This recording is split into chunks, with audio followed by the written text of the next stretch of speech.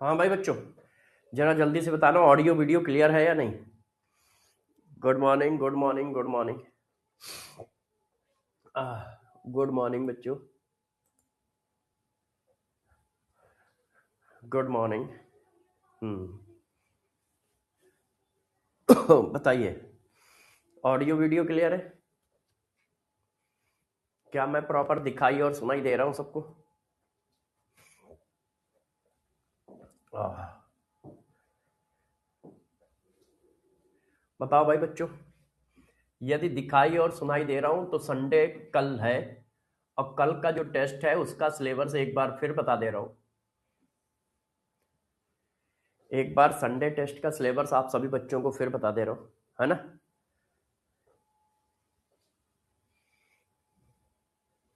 हाँ बेटा, ओसी के बाद आईओसी भी मैं ही पढ़ाऊंगा आपको। ओसी के बाद आईओसी भी मैं ही पढ़ाऊंगा। देखिए, एक तो आपके पास टेस्ट में आ रहा है alkyl and aryl halide. Alkyl and aryl halide. दूसरा आ रहा है क्लास 12th की पूरी physical chemistry, class 12th PC. ये इस बार के टेस्ट में आ रहा है आपके। ये इस बार के टेस्ट में आ रहा है, ठीक है। ओके, वेरी गुड बेटा। तो चलो अब चीजों को स्टार्ट करते हैं, टाइम ना बर्बाद करते हुए। तो सबसे पहले हम लोग क्या करेंगे, सबसे पहले जो कल पढ़ाया था उसमें जो कॉन्सेप्ट बूस्टर सीट दी थी वो करते हैं। सबसे पहले जो कल पढ़ाया था उसमें जो कॉन्सेप्ट बूस्टर सीट दी थी वो करते हैं। कल एमीन का पहला लेक्चर पढ़ाया था, तो कॉन्सेप्ट बूस्टर सीट दी थी वो पढ़ाते हैं। हाँ, तो चलो सीट के पहले क्वेश्चन करेंगे, फिर क्लास स्टार्ट करेंगे, ठीक है। तो कॉन्सेप्ट बूस्टर सीट करते हैं। 60 नंबर की कॉन्सेप्ट बूस्टर सीट थी। ओए, इसमें तो क्वेश्चन ही नहीं है। ओ, लगता है कुछ गड़बड़ है। एक सेकंड बच्चों, कोई रहता फैल गया है। Okay okay.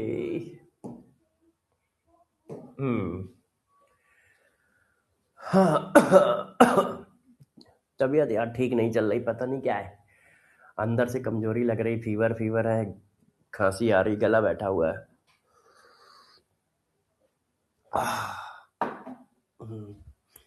हाँ बच्चों, आ जाओ आ जाओ। Gabriel phthalimide.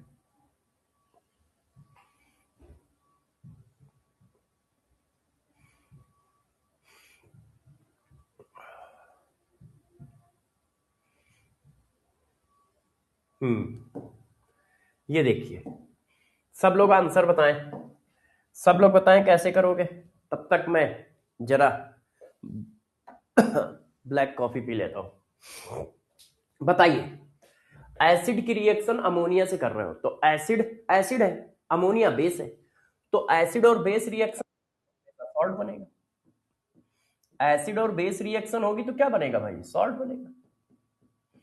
और मैंने आपको पढ़ाया था कि अमोनियम सॉल्ट को हीट करोगे तो वो क्या बना देगा, थैलामाइड। अमोनियम सॉल्ट को हीट करोगे तो वो थैलामाइड बना देगा। पहले निकालेगा वाटर दोनों से, फिर निकालेगा अमोनिया। ध्यान है, अमोनियम सॉल्ट से हीट करोगे तो थैलामाइड बना देगा, पहले निकालेगा वाटर फिर निकालेगा अमोनिया। तो ये ए है हमारा, ये हमारा बी है। अब ये एसिड है, ये बेस है, एसिड बेस रिएक्शन हुई और ये एक सॉल्ट बन गया जो न्यूक्लियोफाइल की तरह एक्ट कर रहा है। ये एक सॉल्ट बन गया जो न्यूक्लियोफाइल की तरह एक्ट कर रहा है। ये यहां पे वो SN2 रिएक्शन करेगा और बैक से अटैक मार देगा, ऐसे बना देगा। ये देखो, एन CH3, फिर इसकी हाइड्रोलिसिस करोगे तो मिथाइल अमीन बना देगा। हाइड्रोलिसिस करने पर। अब ये टर्सरी एल्काइल हैलाइड है। टर्सरी एल्काइल हैलाइड के केस में क्या होता है? टर्सरी एल्काइल हैलाइड के केस में एल्कीन बनता है। क्यों? क्योंकि ये बल्कि बेस की तरह काम करता है। ये सब पढ़ाया है कि टर्सरी एल्काइल हैलाइड के केस में ये क्या बनाएगा? एल्कीन बनाएगा। क्यों? क्योंकि ये बेस की तरह काम करता है। ये देखिए, तो डी क्या होगा? D is a primary amine, सही है। ई इज ए एल्कीन, सही है। B is a phthalimide, B कहां है? बिल्कुल सही है, थैलामाइड बना। और तो फिर ऑल करेक्ट। तो फिर ऑल करेक्ट। बड़ा क्वेश्चन है, अच्छा क्वेश्चन है। अब इसको आप लोग करोगे। How many aliphatic aromatic halide given Gabriel phthalimide reaction and form primary amine as a product? इनमें कौन कौन से हैलाइड ग्रेवियल थैलामाइड रिएक्शन करेंगे और primary amine as a product बनाएंगे? Primary amine as a product बनाएंगे, बताओ। तो मिथाइल ब्रोमाइड, ये थैलामाइड रिएक्शन करेगा और प्राइमरी अमीन बनाएगा। क्लोरोबेंजीन नहीं करेगा। क्यों? इसके पास डबल बॉन्ड करेक्टर है और डबल बॉन्ड करेक्टर की वजह से ये नहीं करेगा। बेंजाइल क्लोराइड करेगा। क्यों? क्योंकि बेंजाइल क्लोराइड के पास डबल बॉन्ड करेक्टर नहीं है। बेंजाइल क्लोराइड ये होता है। तो देखो, सिंगल सिंगल तो ये करेगा। विनाइल क्लोराइड नहीं करेगा। क्यों? क्योंकि विनाइल क्लोराइड के पास डबल बॉन्ड करेक्टर है। ये देखिए, टर्सरी ब्यूटाइल क्लोराइड करेगा मगर प्राइमरी अमीन नहीं बनाएगा, एल्कीन बना देगा। आप कह रहे हो कि इनमें से कौन से एल्काइल हैलाइड, एराइल हैलाइड ऐसे हैं जो ग्रेवियल थैलामाइड रिएक्शन करके प्राइमरी अमीन बनाएंगे? तो टर्सरी ब्यूटाइल क्लोराइड कर लेगा मगर वो एल्कीन बनाएगा। एलाइल क्लोराइड करेगा। एलाइल क्लोराइड ये होता है, ये देखो, एलाइल क्लोराइड ये होता है। ये यहां पर भी रेजोनेंस नहीं है, लोन पेयर सिंगल सिंगल, तो ये भी करेगा। अब देखो, काउंट करो कितने हो गए। तो 1 2 3, 3 मॉलिक्यूल हैं जो ग्रेवियल थैलामाइड रिएक्शन देंगे। मिथाइल ब्रोमाइड देगा, बेंजाइल क्लोराइड देगा और एलाइल क्लोराइड देगा। बात समझ पा रहे हो? बाकी क्यों नहीं दे रहे? क्योंकि उनके पास डबल बॉन्ड करेक्टर है। और मैंने ग्रेवियल थैलामाइड पढ़ाते समय कल ये सारी बातें लिखाई हैं और ये इंपॉर्टेंट रिएक्शन है, पेपर में आती है। अब ये देखो, एल्काइल हैलाइड एक्सेस में लिया है, अमोनिया के साथ रिएक्शन कराइए। तो कल मैंने पढ़ाया था कि यदि एल्काइल हैलाइड एक्सेस में है तो mixture of primary, secondary, tertiary, quaternary amine बनेगा। एल्काइल हैलाइड एक्सेस में है तो mixture of primary, secondary, quaternary amine बनेगा। और यदि अमोनिया एक्सेस में है तो मेनली प्राइमरी अमीन बनेगा। मेनली प्राइमरी अमीन बनेगा, कल ही पढ़ाया है। करो इसका आंसर, आप बताओ। इसका आंसर आप बताओ। ये क्वेश्चन इसलिए दिया गया है जैसे आप नेम रिएक्शन ध्यान रखना सीख जाओ कि किस नेम रिएक्शन का क्या रेजेंट है, क्या नहीं है। बताओ कौन सी किसके साथ मैच है।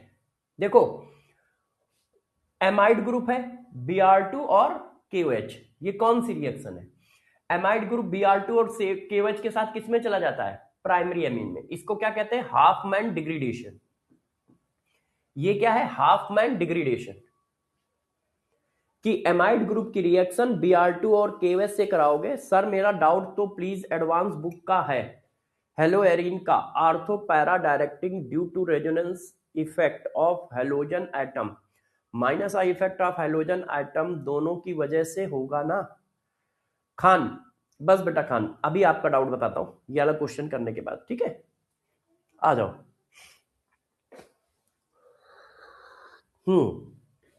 देखो बच्चों, तो ये कौन सी रिएक्शन है? हाफमैन डिग्रेडेशन है, Hopman bromamide degradation. Amide group की रिएक्शन Br2 और एल्कोहलिक KOH के साथ कराने पर प्राइमरी अमीन बनता है एज ए मेन प्रोडक्ट। अब ये कौन सी है? प्राइमरी अमीन की रिएक्शन क्लोरोफॉर्म और केवेज के साथ करने पर कार्बल अमाइन रिएक्शन, ये क्या है? Carpal amine reaction. और इसी को टेस्ट ऑफ आइसोसाइनाइड टेस्ट कहते हैं। क्यों? आइसोसाइनाइड बनता है जिसकी एक स्पेसिफिक स्मेल होती है। ये क्या है? कार्टेशियस रीअरेंजमेंट। याद है सबको? कल पढ़ाया ये सब। ये कार्टेशियस रीअरेंजमेंट है। ये स्मिट रिएक्शन है। ये क्या है? स्मिट रिएक्शन है। और ये क्या है? ग्रेवियल थैलामाइड रिएक्शन है। अब ए का मैच सिर्फ क्यू है, पी नहीं है। बी का मैच एस यू, ये सही है। सी का मैच आर है, गलत। डी का मैच टी है, गलत। ई का मैच पी है, गलत। तो आंसर क्या है? बी। आंसर क्या है? बी। तो देखो क्वेश्चन कैसा भी बनाया जा सकता है। तो सारी नेम रिएक्शन आपके टर्न पे होनी चाहिए। और नेम रिएक्शन में क्या क्या है वो आपको बहुत अच्छे से ध्यान होना चाहिए। ये सारे क्वेश्चन हम लोगों ने कर लिए। अब एक बच्चा है, वो कुछ डाउट पूछ रहा है, उसका डाउट डिस्कस कर लेते हैं कि वो क्या रहा है। हाँ खान बेटा, तुम क्या कह रहे हो? जरा मुझे देखने दो। आप कह रहे हो सर डाउट बता दीजिए, एडवांस बुक का है। हेलो एरिन, आर्थोपैरा डायरेक्टिंग होते हैं due to resonance of the, ठीक है। माइनस आई इफेक्ट क्या दोनों की वजह से होते हैं? नहीं, माइनस आई इफेक्ट उसको एक्टिवेट थोड़ी करता है। देखो गौर से समझो, ये देखो एक बच्चे ने पूछा है कि ये जो हमारे क्लोरोबेंजीन, ब्रोमोबेंजीन, आइडोबेंजीन या हेलो एरिन है, तो ये हेलो एरिन क्या है? आर्थोपैरा डायरेक्टिंग है। तो किसकी वजह से है? रेजोनेंस की वजह से कि आई इफेक्ट की वजह से?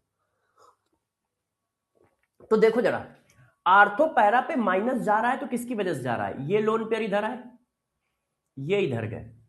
अब ये जो आप बना रहे हो, ये रेजोनेंस कर रहे हो कि आई इफेक्ट है? आई इफेक्ट पाई बॉन्ड पे अप्लीकेबल नहीं है। आप थ्योरी याद नहीं है आपको अच्छे से, आपने थ्योरी के सारे पॉइंट याद नहीं रखे।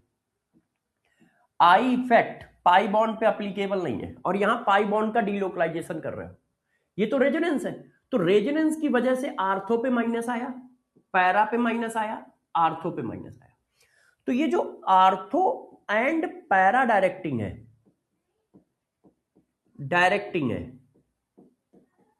ये रेजोनेंस की वजह से है, ड्यू टू आर इफेक्ट या मीजोमेरिक इफेक्ट। तो ये जो आर्थो और पैरा डायरेक्टिंग है वो मीजोमेरिक इफेक्ट की वजह से है। अब यहां पर एक क्वेश्चन और राइज होता है, बच्चे ने डाउट पूछा नहीं है मगर मैं अपनी तरफ से बता दे रहा हूं। क्यों? क्योंकि मान लो फ्यूचर में पूछा गया तो फंस जाओगे, टफ डाउट है। मगर ये डीएक्टिवेटिंग ग्रुप होता है। आर्थो पैरा डायरेक्टिंग वाले एक्टिवेटिंग ग्रुप होते हैं, मगर ये डीएक्टिवेटिंग ग्रुप होता है, जबकि ये आर्थो पैरा डायरेक्टिंग है। तो अब यहां पे समझो, देखो रेजोनेंस रिंग पे माइनस ला रहा है। रेजोनेंस क्या कर रहा है? रिंग पे इलेक्ट्रॉन डेंसिटी बढ़ा रहा है। अब यदि रिंग पे इलेक्ट्रॉन डेंसिटी बढ़ाओगे, यदि आप रिंग पे इलेक्ट्रॉन डेंसिटी बढ़ाओगे तो यार एक्टिवेटिंग होना चाहिए। क्यों? इलेक्ट्रोफाइल माइनस पे अटैक करेगा। भाई इलेक्ट्रोफाइल क्या है? प्लस। प्लस कहां अटैक करेगा? माइनस पे। आप कह रहे हो रिंग पे माइनस ज्यादा है, तो ज्यादा है तो एक्टिवेट हो गया ना। मगर अब आई इफेक्ट देखो क्या करता है। हेलोजन का होता है माइनस आई इफेक्ट, और पावरफुल माइनस आई इफेक्ट होता है। माइनस आई इफेक्ट, और इसकी पावरफुल माइनस आई इफेक्ट होता है, ज्यादा पावर होती है, पावरफुल माइनस आई इफेक्ट है। तो ये क्या करता है? ये इलेक्ट्रॉन क्लाउड को खींचता है। क्यों? माइनस आई इफेक्ट वाला क्या सप्लाई करता है? प्लस। माइनस आई इफेक्ट वाला क्या सप्लाई करता है? प्लस। तो ये सिंगल बॉन्ड पे प्लस सप्लाई करेगा। ये जितने सिंगल बॉन्ड है इन सब पे प्लस सप्लाई करेगा, ऐसे। माइनस आई इफेक्ट की वजह से इलेक्ट्रॉन क्लाउड को अपनी ओर खींचेगा। तो ये इलेक्ट्रॉन क्लाउड को दे रहा है, ये इलेक्ट्रॉन क्लाउड खींच रहा है। तो रिंग का electron cloud powerful minus I effect की वजह से ऊपर शिफ्ट हो जाता है। इसी वजह से ये डीएक्टिवेटिंग है।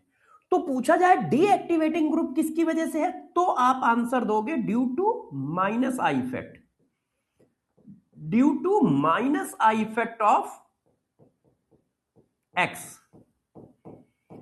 इसकी वजह से ये डीएक्टिवेटिंग ग्रुप है, मगर आर्थो पैरा डायरेक्टिंग रेजोनेंस की वजह से।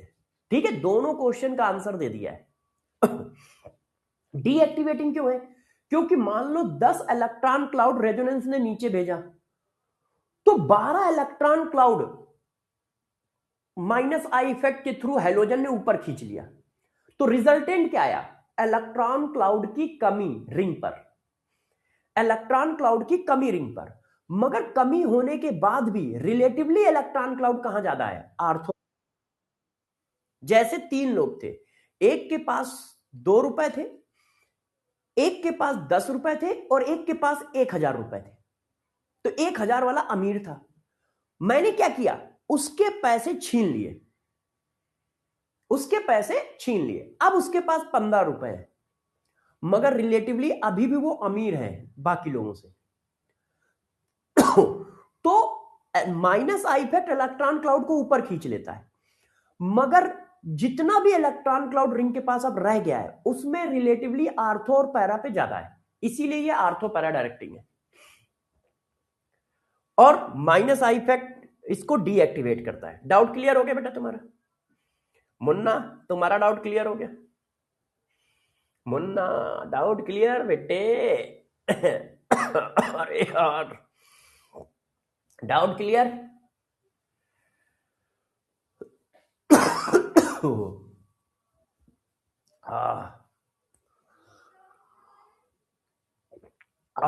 चलो अब मैं पढ़ाता हूं।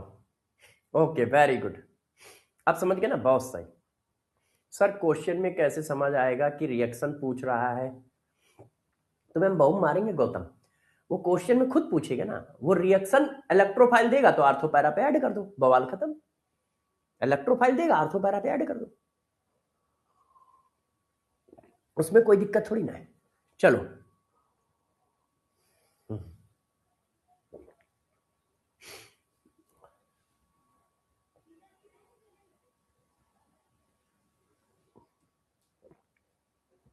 अच्छा बेटा, आप ना इस्लाम मेरे को व्हाट्सएप, टेलीग्राम चैनल पे या इंस्टाग्राम चैनल पे मैसेज डाल दो, आईडी भेज दो और पूरी प्रॉब्लम लिख के भेज दो, वो मैं टीम को फॉरवर्ड कर दूंगा, तो आपकी हेल्प हो जाएगी। अच्छा देखो, अब पढ़ाना चालू करता हूं, ध्यान दो। लास्ट क्लास में मैंने यहां तक पढ़ा दिया था, केमिकल प्रॉपर्टी में कार्बल अमाइन रिएक्शन या आइसो साइनाइड टेस्ट पढ़ा दिया था, और इसकी डिटेल बता दी थी, और साथ में कहा था कि ये जो आइसोसाइनाइड टेस्ट का रेजेंट है और रीमा टीमर रिएक्शन का रेजेंट है, सेम है। तो थोड़ा ध्यान रखिएगा, क्यों? क्योंकि जब क्वेश्चन चलेगा तो दोनों रिएक्शन दिमाग में होनी चाहिए, नहीं तो जो होगी उसके हिसाब से तुम आंसर बनाने लगोगे। अब देखो आज हमें क्या पढ़ाना है, जरा ये देखो। देखिए बच्चों, test of primary secondary tertiary amine या distinguish of between primary secondary tertiary amine, इसको कौन करता है? तो इसके लिए आपके पास 3 रेजेंट हैं जो ये काम करते हैं प्राइमरी सेकेंडरी टर्सरी अमीन को डिस्टिंग्विश करने का। एक रिएक्शन है हैंसबर्ग रेजेंट की, हैंसबर्ग रेजेंट। ये जो होता है ये प्राइमरी सेकेंडरी टर्सरी अमीन में डिस्टिंग्विश करता है। दूसरा है आपका नाइट्रस एसिड। नाइट्रस एसिड भी प्राइमरी सेकेंडरी टर्सरी अमीन में डिस्टिंग्विश करता है। कैसे करता है डिटेल में अभी पढ़ाया जाएगा। तीसरा है हॉफमैन मस्टर्ड ऑयल टेस्ट। ये आपको मैं तीनों पढ़ाता हूं एक एक करके। ये तीनों मेथड प्राइमरी सेकेंडरी टर्सरी अमीन में डिस्टिंग्विश्ड भी करते हैं और प्राइमरी सेकेंडरी टर्सरी अमीन के एक तरह के टेस्ट भी हैं। अब कैसे कैसे काम करते हैं, क्या होते हैं, एक एक करके मैं आपको डिटेल देता हूं। सबसे पहले हैंसबर्ग रेजेंट। तो सबसे पहले आप हैंसबर्ग रेजेंट को समझो कि होता क्या है। देखो इसको कहते हैं benzene sulfonyl chloride. Benzene sulfonyl chloride का मतलब ये होता है, देखिए ये होता है बेंजीन सल्फोनाइल क्लोराइड। ये देखिए, इसको आप ऐसे भी लिख सकते हो, इसको आप ऐसे भी लिख सकते हो। ये देखिए ये देखिए ऐसे, इसको बोला जाता है बेंजीन सल्फोनाइल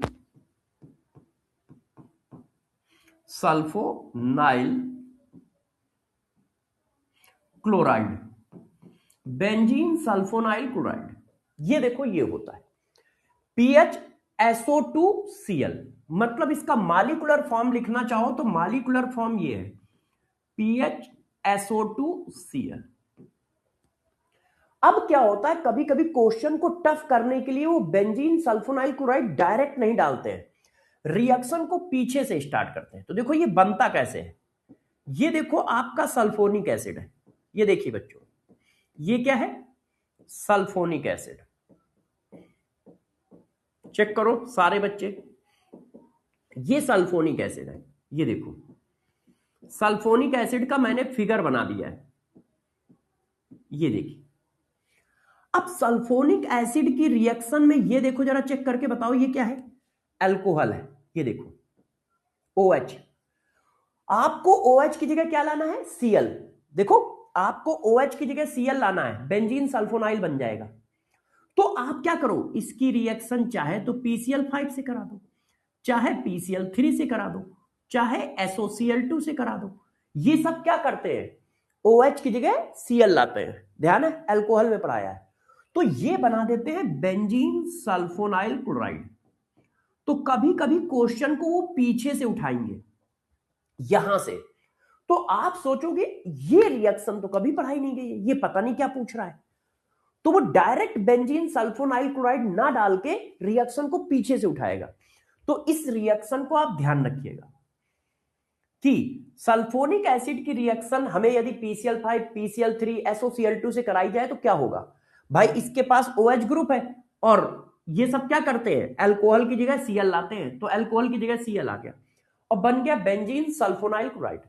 अब बेंजीन सल्फोनाइल क्लोराइड कैसे प्राइमरी सेकेंडरी टर्सरी अमीन से रिएक्शन करता है और डिस्टिंग्विश्ड कैसे होता है वो समझाता हूं। अब देखो, अब मैं समझाने जा रहा हूं, ध्यान दीजिए सब लोग कि प्राइमरी अमीन के साथ क्या करेगा, सेकेंडरी अमीन के साथ क्या करेगा, टर्सरी अमीन के साथ क्या करेगा। देखो ये हमारा है बेंजीन सल्फोनाइल क्लोराइड, इधर ध्यान दीजिए सब लोग ये है बेंजीन सल्फोनाइल क्लोराइड, ये देखो है ना, बेंजीन सल्फोनाइल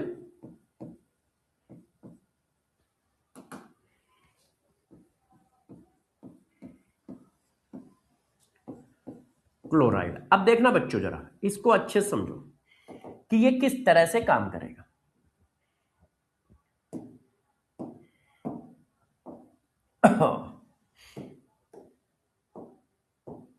देखो प्राइमरी अमीन से रिएक्शन होगी तो क्या होगा, सेकेंडरी अमीन से रिएक्शन होगी तो क्या होगा, वो सारी बातें एक एक करके मैं आपको सबको समझाता हूं।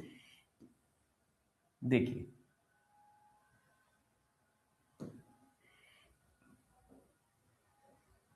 कब कब क्या क्या बनाएगा, प्राइमरी अमीन से करेगा तो क्या होगा, सेकेंडरी अमीन से करेगा तो क्या होगा, और टर्सरी अमीन से करेगा तो क्या होगा। एक एक करके सारी डिटेल अब गौर से समझिए। बेंजीन सल्फोनाइल क्लोराइड की हमने पहले रिएक्शन कराई प्राइमरी अमीन के साथ, ये देखो प्राइमरी अमीन है। अब मुझे बताना जरा प्राइमरी अमीन के पास क्या क्या है, मैंने इस मॉलिक्यूल का नेचर पढ़ाया है। इसके पास एक एक्टिव हाइड्रोजन है, इसके पास क्या है, एक्टिव हाइड्रोजन। नाइट्रोजन के पास लोन पेयर होने की वजह से ये बेस है और वीक न्यूक्लियोफाइल है, यही तो पढ़ाया था। अब ये एसिड तो है नहीं, सॉरी ये बेस तो है नहीं कि एक्टिव हाइड्रोजन की रिएक्शन हो, हटा दिया। अब ये क्या एसिड है, ये एसिड तो है नहीं कि प्राइमरी अमीन बेस की तरह काम करे। प्राइमरी अमीन क्या बेस तरह काम कर सकता है, ये एसिड कहां है, क्या ये एसिड लिखा है, देखो नहीं, तो ये बेस की तरह काम नहीं करेगा। अब बचा क्या, बचा ये कि यार इस पर खूब सारा प्लस चार्ज है, ये देखो डबल बॉन्ड लगा है, प्लस चार्ज है, तो ये न्यूक्लियोफाइल की तरह काम करेगा, बैक से अटैक मारेगा, ये बाहर। तो जब इस पर बैक से अटैक मारा तो ये बाहर चला गया, ये देखो, और ये आ गया, ये क्या कर रहा है, न्यूक्लियोफाइल की तरह काम कर रहा है। सिंपल सी बात है, एज ए न्यूक्लियोफाइल काम कर रहा है। क्यों एज ए न्यूक्लियोफाइल क्यों काम कर रहा है भाई, एज ए न्यूक्लियोफाइल क्यों काम कर रहा है, ये बेस नहीं है तो एक्टिव हाइड्रोजन वाली रिएक्शन हो नहीं सकती, ये एसिड नहीं है तो प्राइमरी अमीन बेस की तरह रिएक्शन कर नहीं सकता, मगर इसके पास प्लस चार्ज है और इसके पास माइनस चार्ज है, तो प्लस माइनस का अट्रैक्शन फोर्स लग सकता है। मतलब ये प्लस है तो ये माइनस है, तो ये न्यूक्लियोफाइल की तरह काम कर सकता है, और न्यूक्लियोफाइल की तरह काम करेगा, बैक से अटैक मारेगा, सीएल बाहर कर देगा क्योंकि अच्छा लीविंग ग्रुप लगा है। अब ये देखो बनता है इनसॉल्युबल इन सोल्यूशन, ये सोल्यूशन में इनसॉल्युबल होता है, ये जो बना insoluble in solution, insoluble in solution, ये सोल्यूशन में इनसॉल्युबल होता है, मतलब इसका प्रेसिपिटेट होता है। ये देखो, अब हम इसको क्या करते हैं जरा गौर से समझो इसको हम लोग फर्दर केओएस सोल्यूशन में डाल देते हैं, इक्वस केओएस सोल्यूशन में पास करा देते हैं। इसमें हम क्या करते हैं, इक्वस केओएस सोल्यूशन डाल देते हैं। तो जब इक्वस केओएस सोल्यूशन डालोगे तो जरा बताना क्या होगा, सभी बच्चे जानते हैं कि ये क्या है, बेस। अब मुझे ये बताओ, ये हाइड्रोजन चेक करो, ये हाइड्रोजन एमीन में एक्टिव हाइड्रोजन था, यहां एसिडिक हाइड्रोजन हो गया है, मतलब एसिडिटी और बढ़ गई है। क्यों, जब प्रोटॉन निकल जाएगा तो यहां माइनस आएगा, और माइनस आएगा तो minus single double, minus single double. अब नाइट्रोजन के अटैच होने के साथ साथ उसके पास रेजोनेंस भी है, नाइट्रोजन से अटैच होने के साथ साथ उसके पास रेजोनेंस भी है, तो अब इसकी एसिडिटी और बढ़ गई है, तो एसिड बेस रिएक्शन हो जाएगी। तो जब एसिड बेस रिएक्शन होगी तो ये बन जाएगा भाई, एसिड बेस रिएक्शन हुई तो ये बन गया भाई, ये एसिड है, प्रोटॉन निकल गया, ऐसे आ गया। अब ये जो बना ये क्या है, ये हुआ soluble in solution, soluble in solution. तो प्राइमरी अमीन जो होता है वो इक्वस केवस से रिएक्शन कर जाता है, तो ये बोला जाता है कि, गौर से देखो ये क्या बोला जाता है कि प्राइमरी अमीन में हिंसबर्ग रेजेंट डालने से एक प्रेसिपिटेट बनता है, और यदि उसमें KOH पास कराओ तो वो प्रेसिपिटेट डिसॉल्व हो जाता है। और डिसॉल्व क्यों हो जाता है, क्योंकि एसिड बेस रिएक्शन कर जाता है, एसिड बेस रिएक्शन करके सॉल्ट बनाता है, वो सॉल्ट उस सॉल्यूशन में डिसॉल्व होता है, वो सॉल्ट उस सॉल्यूशन में डिसॉल्व होता है। अच्छा, अब मान लो सेकेंडरी अमीन की रिएक्शन कराते हैं, ये देखो अब ये सेकेंडरी अमीन है, तो भाई वही रिएक्शन होने वाली है, ये कैसा होगा, न्यूक्लियोफाइल होगा, तो बैक से अटैक मारेगा, बैक से अटैक मारेगा, Cl बाहर, कॉन्सेप्ट तो वही लगना है। ये देखो Cl बाहर हो गया। अब आपने फिर KOH डाला, फिर आपने क्या किया, इक्वस KOH सोल्यूशन डाला। अब जब इक्वस KOH सोल्यूशन डाला तो जरा देखो, ये इनसॉल्युबल है, ये प्रेसिपिटेट है, insoluble in solution, precipitate form है, मगर अब ये क्या है, फर्दर नॉट डिसॉल्व, बिकॉज ऐसा क्यों, क्योंकि जरा ये देखो, ये तो अभी भी बेस है, ये तो बच्चों अभी भी बेस है, मगर क्या इसके पास एसिडिक हाइड्रोजन है, नाइट्रोजन के पास अब हाइड्रोजन ही नहीं है, तो रिएक्शन कैसे हो, क्योंकि अब ये आपस में रिएक्शन नहीं कर रहे हैं, नो रिएक्शन, और जब रिएक्शन नहीं कर रहे हैं तो वो डिसॉल्व कैसे हो, वो डिसॉल्व क्यों हुआ, क्योंकि एसिड बेस रिएक्शन हो गई थी। अब इक्वस सॉल्यूशन में प्रेसिपिटेट डिसॉल्व नहीं होगा, तो प्राइमरी अमीन है तो प्रेसिपिटेट डिसॉल्व हो जाएगा, सेकेंडरी अमीन है तो डिसॉल्व नहीं होगा। आपने मेरे से कहा चेक करो ये कौन सा अमीन है, प्राइमरी, सेकेंडरी, टर्सरी, हमने हिंसबर्ग रेजिन डाला, प्रेसिपिटेट बन गया, KOH डाला, डिसॉल्व हो गया, तो प्राइमरी अमीन, नहीं हुआ तो सेकेंडरी अमीन। नहीं हुआ तो सेकेंडरी अमीन। अब टर्सरी अमीन देखो कि टर्सरी अमीन क्या करता है,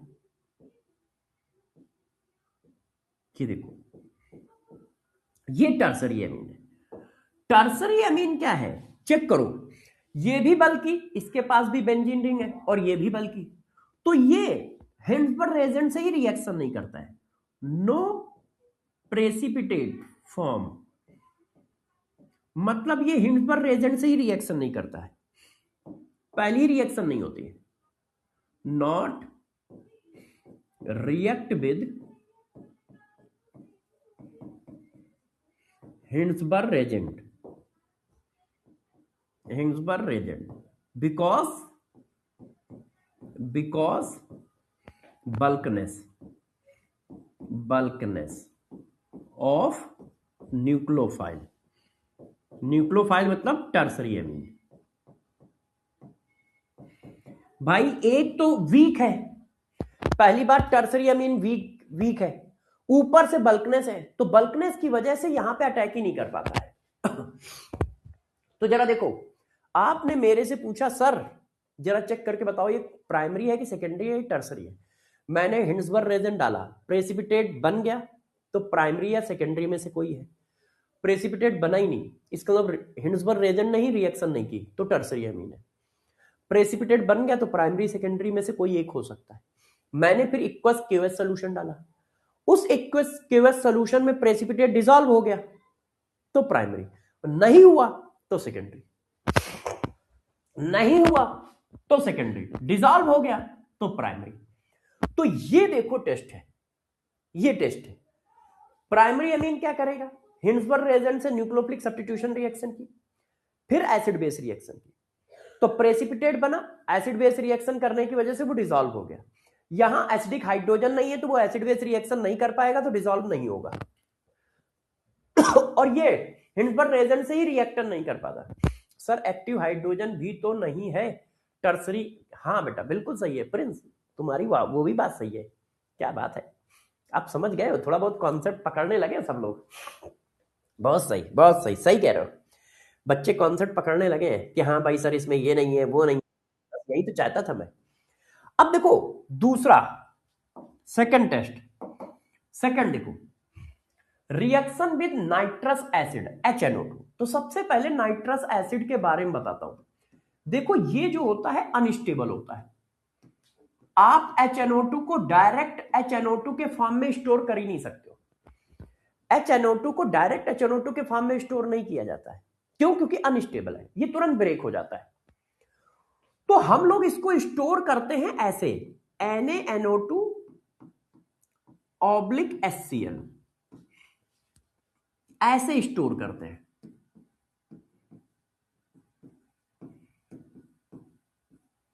मतलब आप इसको सोडियम सॉल्ट के फॉर्म में स्टोर करते हो, NaNO2 के फॉर्म में स्टोर करते हो। जब हमें इसको HNO2 बनाना होता है तो हम उसमें HCl डाल देते हैं, वो तुरंत HNO2 बन जाता है। हम स्टोर करते हैं इस फॉर्म में, इस फॉर्म में, उसको सॉल्ट के फॉर्म में, सॉल्ट के फॉर्म में स्टोर करते हैं। जब हमें इसको कहीं HNO2 बनाना होता है तो हम क्या करते हैं, इसमें HCl डाल देते हैं। जैसे ही आप इसमें HCl डालते हो तो बस HNO2 बन जाता है, ऐसे, ये देखो। इसीलिए जहां पर हमें HNO2 से रिएक्शन करानी होती है वहां पर हम लिखते हैं NaNO2 ऑब्लिक HCl। मान लो हमें कहीं HNO2 से रिएक्शन करानी है तो हम HNO2 ना लिख के हम लिख देते हैं ये NaNO2 ऑब्लिक HCl। इसका मतलब ही होता है कि HNO2 से रिएक्शन हो रही है, तो ये रेजेंट लिख दिया जाता है, ये देखो ये रेजेंट लिख दिया जाता है। तो कहीं पर HNO2 से रिएक्शन बोले या NaNO2 HCl से बोले, बात एक ही है। क्यों, क्योंकि पेन कॉपी पे थोड़ी यार HNO2 अनस्टेबल है भाई, स्टोर करने में अपने को दिक्कत है, तो हम लोग कौन सा स्टोर कर रहे होते हैं। इसीलिए पेन कॉपी पे जब क्वेश्चन बनता है तो एरो के ऊपर HNO2 लिख देते हैं, नहीं तो भैया HNO2 तुम्हें कहां से स्टोर में मिल जाएगा, जब वो HNO2 स्टोर ही नहीं होता है, स्टोर होता है सोडियम सॉल्ट के फॉर्म में, है ना। तो क्वेश्चन बनाने में आप लिख सकते हो कि हाँ भाई एरो पे आपने HNO2 लिख दिया। तो पहला पॉइंट आपको समझ में आया, ये और ये सेम बात है, ये और ये सेम बात है। अच्छा, ये जनरेट क्या करता है? ये बच्चों जनरेट करता है एनो इलेक्ट्रोफाइल, एनो पॉजिटिव इलेक्ट्रोफाइल। ये क्या जनरेट करता है? ये एनो पॉजिटिव इलेक्ट्रोफाइल जनरेट करता है, जो फर्दर रिएक्शन करता है। अच्छा, अब इतनी बात बता दी, अब ये टेस्ट कैसे करेगा ये भी बताऊंगा, पहले तो ये समझ लो। अब एक कॉन्सेप्ट मैं पीछे भी दे चुका हूं, फिर से दे रहा हूं, देखो क्या सॉरी सॉरी यार, देखो इतनी बात हो गई, क्लियर है? क्लियर है। अब देखो यार, ये हमारा NH2 ग्रुप है, ये देखो, और यहां पे लगा है R/AR। AR का मतलब एराइल, एराइल मतलब एरोमेटिक, R का मतलब एल्काइल, एल्काइल का मतलब एलिफेटिक। एरोमेटिक और एलिफेटिक एमीन आपने ले रखा है, इसकी रिएक्शन आपने NaNO2 HCl से या फिर HNO2 से, बात एक ही है, आपने कराई 0 से 5 डिग्री सेंटीग्रेड पर।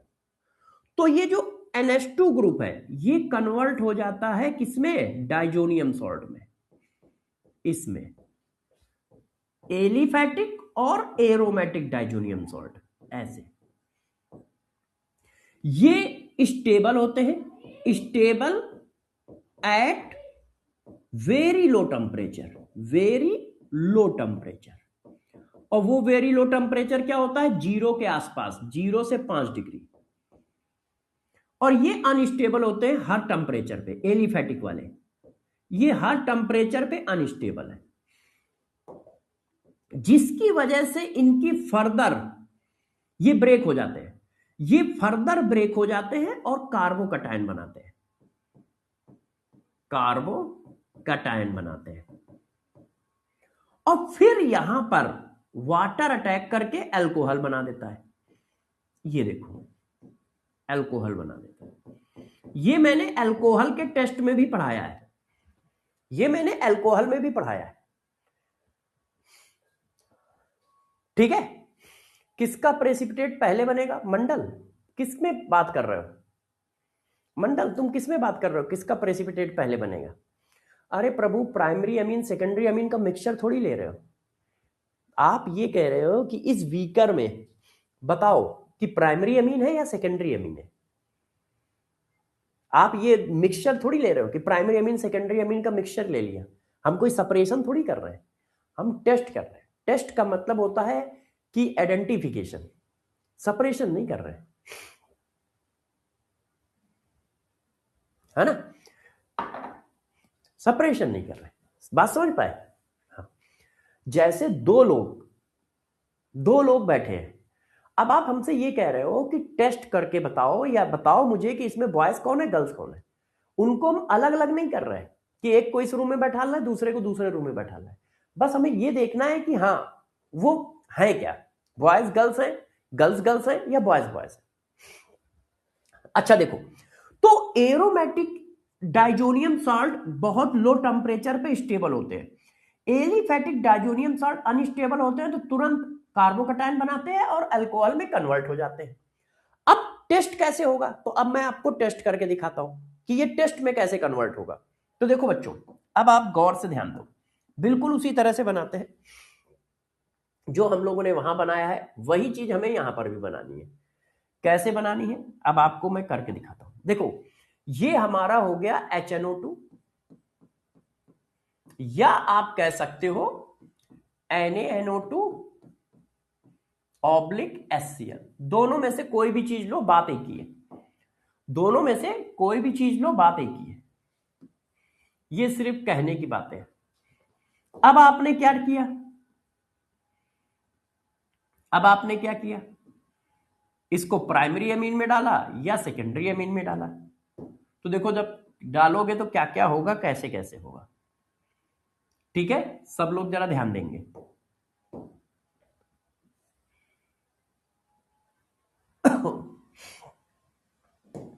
Primary amine, secondary amine, tertiary amine.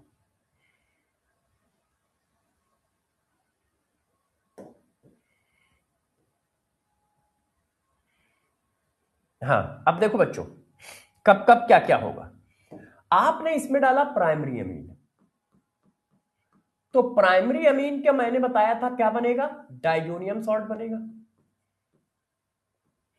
अब ये एलिफैटिक डाइजोनियम सॉल्ट है, एलिफैटिक डाइजोनियम सॉल्ट अनस्टेबल होता है, कार्बोकैटायन में ब्रेक हो जाएगा। क्यों? क्योंकि ये अनस्टेबल है, क्योंकि ये क्या है, अनस्टेबल है। तो जैसे ही डाइजोनियम सॉल्ट बनेगा वो कार्बोकैटायन में ब्रेक हो जाएगा। फिर अब यहां पर आपका न्यूक्लियोफाइल का अटैक होगा। वो न्यूक्लियोफाइल Cl आयन हो सकता है और OH आयन हो सकता है। तो हम लोग यहां पर इसकी हाइड्रोलिसिस करा के OH आयन डालते हैं। ये देखो, तो ये कन्वर्ट हो जाता है अल्कोहल में, इस तरह से अल्कोहल बना। अब ये प्राइमरी अमीन है, ये क्या है, प्राइमरी अमीन। ये क्या है बच्चों, प्राइमरी अमीन। तो क्या ये प्राइमरी अल्कोहल बनाएगा? नहीं, अल्कोहल कोई भी बन सकता है, may be primary, may be secondary, may be tertiary, किसी भी तरह का अल्कोहल हो सकता है। क्यों? क्योंकि कार्बोकैटायन बनाया है ना आपने, और कार्बोकैटायन बनाया है तो अपने को रीअरेंज भी तो करेगा। तो हो सकता है सेकेंडरी से टर्सरी में कन्वर्ट कर ले, हो सकता है प्राइमरी से सेकेंडरी में कन्वर्ट कर ले, है ना। तो प्राइमरी अमीन रिएक्शन करेगा तो प्राइमरी अल्कोहल नहीं बनेगा। पहला पॉइंट ये याद रखना, यहां पर भी फंसा सकता है, वो क्वेश्चन बना सकता है। क्यों? इन जनरल हम लोगों को लगेगा प्राइमरी अमीन रिएक्शन कर रहा है तो प्राइमरी अल्कोहल बनेगा, अल्कोहल बनेगा, वो कुछ भी हो सकता है। क्यों? क्योंकि आपने जनरेट किया है कार्बोकैटायन, और कार्बोकैटायन की अपनी प्रॉपर्टी होती है कि वो अपने को रीअरेंज करता है। आपने कार्बोकैटायन बनाया है, कार्बोकैटायन अपने को रीअरेंज करता है, अपने को क्या करता है, रीअरेंज। अच्छा, अब देखो भाई, अब देखिए भाई, अब क्या होगा यहां पर, और देखिए, जब आप रिएक्शन कराते हो सेकेंडरी अमीन से, ये देखो आपने यूज किया सेकेंडरी अमीन, ये हमारा है सेकेंडरी अमीन, ऐसे। तो जब बच्चों सेकेंडरी अमीन रिएक्शन करता है तो डाइजोनियम सॉल्ट नहीं बनता है, तब वहां पे बनता है ये, देखो ये कंपाउंड ऐसा, इसको कहते हैं, देखो इसको कहते हैं N nitroso, N nitroso, N nitroso amine, N nitroso amine. Alkyl amine भी लिख सकते हो, एमीन या alkyl amine, N nitroso alkyl amine, alkyl amine. ये देखिए, तो जब आप प्राइमरी अमीन की रिएक्शन कराओगे तो अल्कोहल बनेगा, सेकेंडरी अमीन की कराओगे तो एन नाइट्रोसो अमीन बनेगा, और यदि आपने टर्सरी अमीन की रिएक्शन कराई तो क्या बनेगा, जरा देखो, तो क्या बनेगा, देखो। और कोई यदि बच्चा सोचे कैसे बनेगा तो वो भी मैं एक्सप्लेन कर दूंगा, बिल्कुल परेशान मत होइएगा, अभी बता दूंगा। यही कंपाउंड बनेगा मगर इसका सॉल्ट बनेगा, ये देखो ऐसे। कैसे, मैं आपको समझाता हूं, जरा देखो। मैंने आपको पढ़ाया था कि ये कैसा इलेक्ट्रोफाइल जनरेट करता है, NO पॉजिटिव इलेक्ट्रोफाइल जनरेट करता है। अब जब ये इलेक्ट्रोफाइल है तो कहां अटैक करेगा, न्यूक्लियोफाइल पे। तो जब यहां पर अटैक करता है तो ये अपना प्रोटॉन निकाल के ऐसा बना देता है। अब इसके पास तो प्रोटॉन ही नहीं है, टर्सरी अमीन के पास तो भाई प्रोटॉन ही नहीं है ना। तो जब ये पॉजिटिव पे अटैक करेगा तो ये प्लस बना देगा, टर्सरी अमीन जब पॉजिटिव पे अटैक करेगा तो प्लस बना देगा।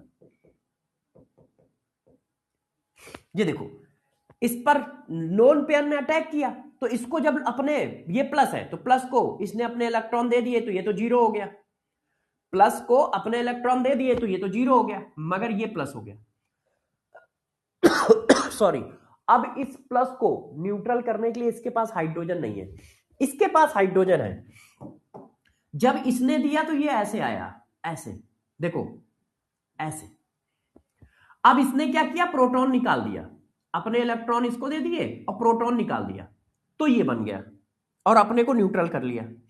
अपने को क्या कर लिया, न्यूट्रल कर लिया, ऐसे न्यूट्रल कर लिया प्रोटॉन हटा के। मगर ये कहां से प्रोटॉन हटा है, ये क्या होता है, ये होता है N nitroso ammonium salt, ammonium salt of alkyl amine, alkyl amine, N nitroso ammonium salt of alkyl amine. Sir आप गलत समझे, अच्छा वो कुछ और पूछ रहा होगा, मैंने ल्यूकट टेस्ट में पूछा था। अच्छा ठीक है, कि टर्सरी 3 डिग्री तुरंत रिएक्शन करता है, 2nd डिग्री थोड़ा टाइम लेता है, प्राइमरी वाला देर से करता है। हाँ ठीक है, प्रेसिपिटेट होगा तो इससे अच्छा। हाँ बेटा, प्राइमरी वाला क्या है, कार्बोकटायन, प्राइमरी कार्बोकटायन अनस्टेबल होता है। तो ल्यूकोस टेस्ट में क्या होता है, फिनॉल की रिएक्शन जब ल्यूकोस रेजेंट से करते हैं, ल्यूकोस रेजेंट से करते हैं, है ना, Zn ऑब्लिक HCl, तो जब ल्यूकोस रेजेंट से करते हैं तो कार्बोकटायन बनता है। प्राइमरी कार्बोकटायन अनस्टेबल होता है तो इतनी जल्दी बनता नहीं है, इसलिए वो बहुत स्लो रिएक्शन होती है, बहुत देर में कार्बोकटायन बनता है। और सेकेंडरी कार्बोकटायन और जल्दी बन जाता है, और टर्सरी तो तुरंत बन जाता है। तो वहां पर रेट जो है वो कार्बोकटायन बनने का, जितनी जल्दी कार्बोकटायन बनेगा उतनी जल्दी एल्काइल लाइट की व्हाइट फ्यूम आएगी, है ना। प्रेसिपिटेट कोई नहीं बनता है, एल्काइल लाइट की व्हाइट फ्यूम आती है, और वो एल्काइल लाइट गैस के फॉर्म में टर्बेटरी शो करता है, वो बुदबुदाहट के साथ सोल्यूशन से ऊपर की ओर भागता है। तो टर्सरी कार्बोकटायन बहुत तेजी से रिएक्शन करता है, इसलिए within the second white turbidity आ जाती है अल्कोहल की, यदि वो टर्सरी अल्कोहल है। सेकेंडरी अल्कोहल की 1-2 मिनट में आ जाती है, और प्राइमरी अल्कोहल की 8 मिनट, 10 मिनट, 15 मिनट, 20 मिनट लेती है। क्यों, क्योंकि प्राइमरी कार्बोकटायन बहुत ही कम स्टेबल होता है, इसलिए उसको बनने में बहुत टाइम लगता है।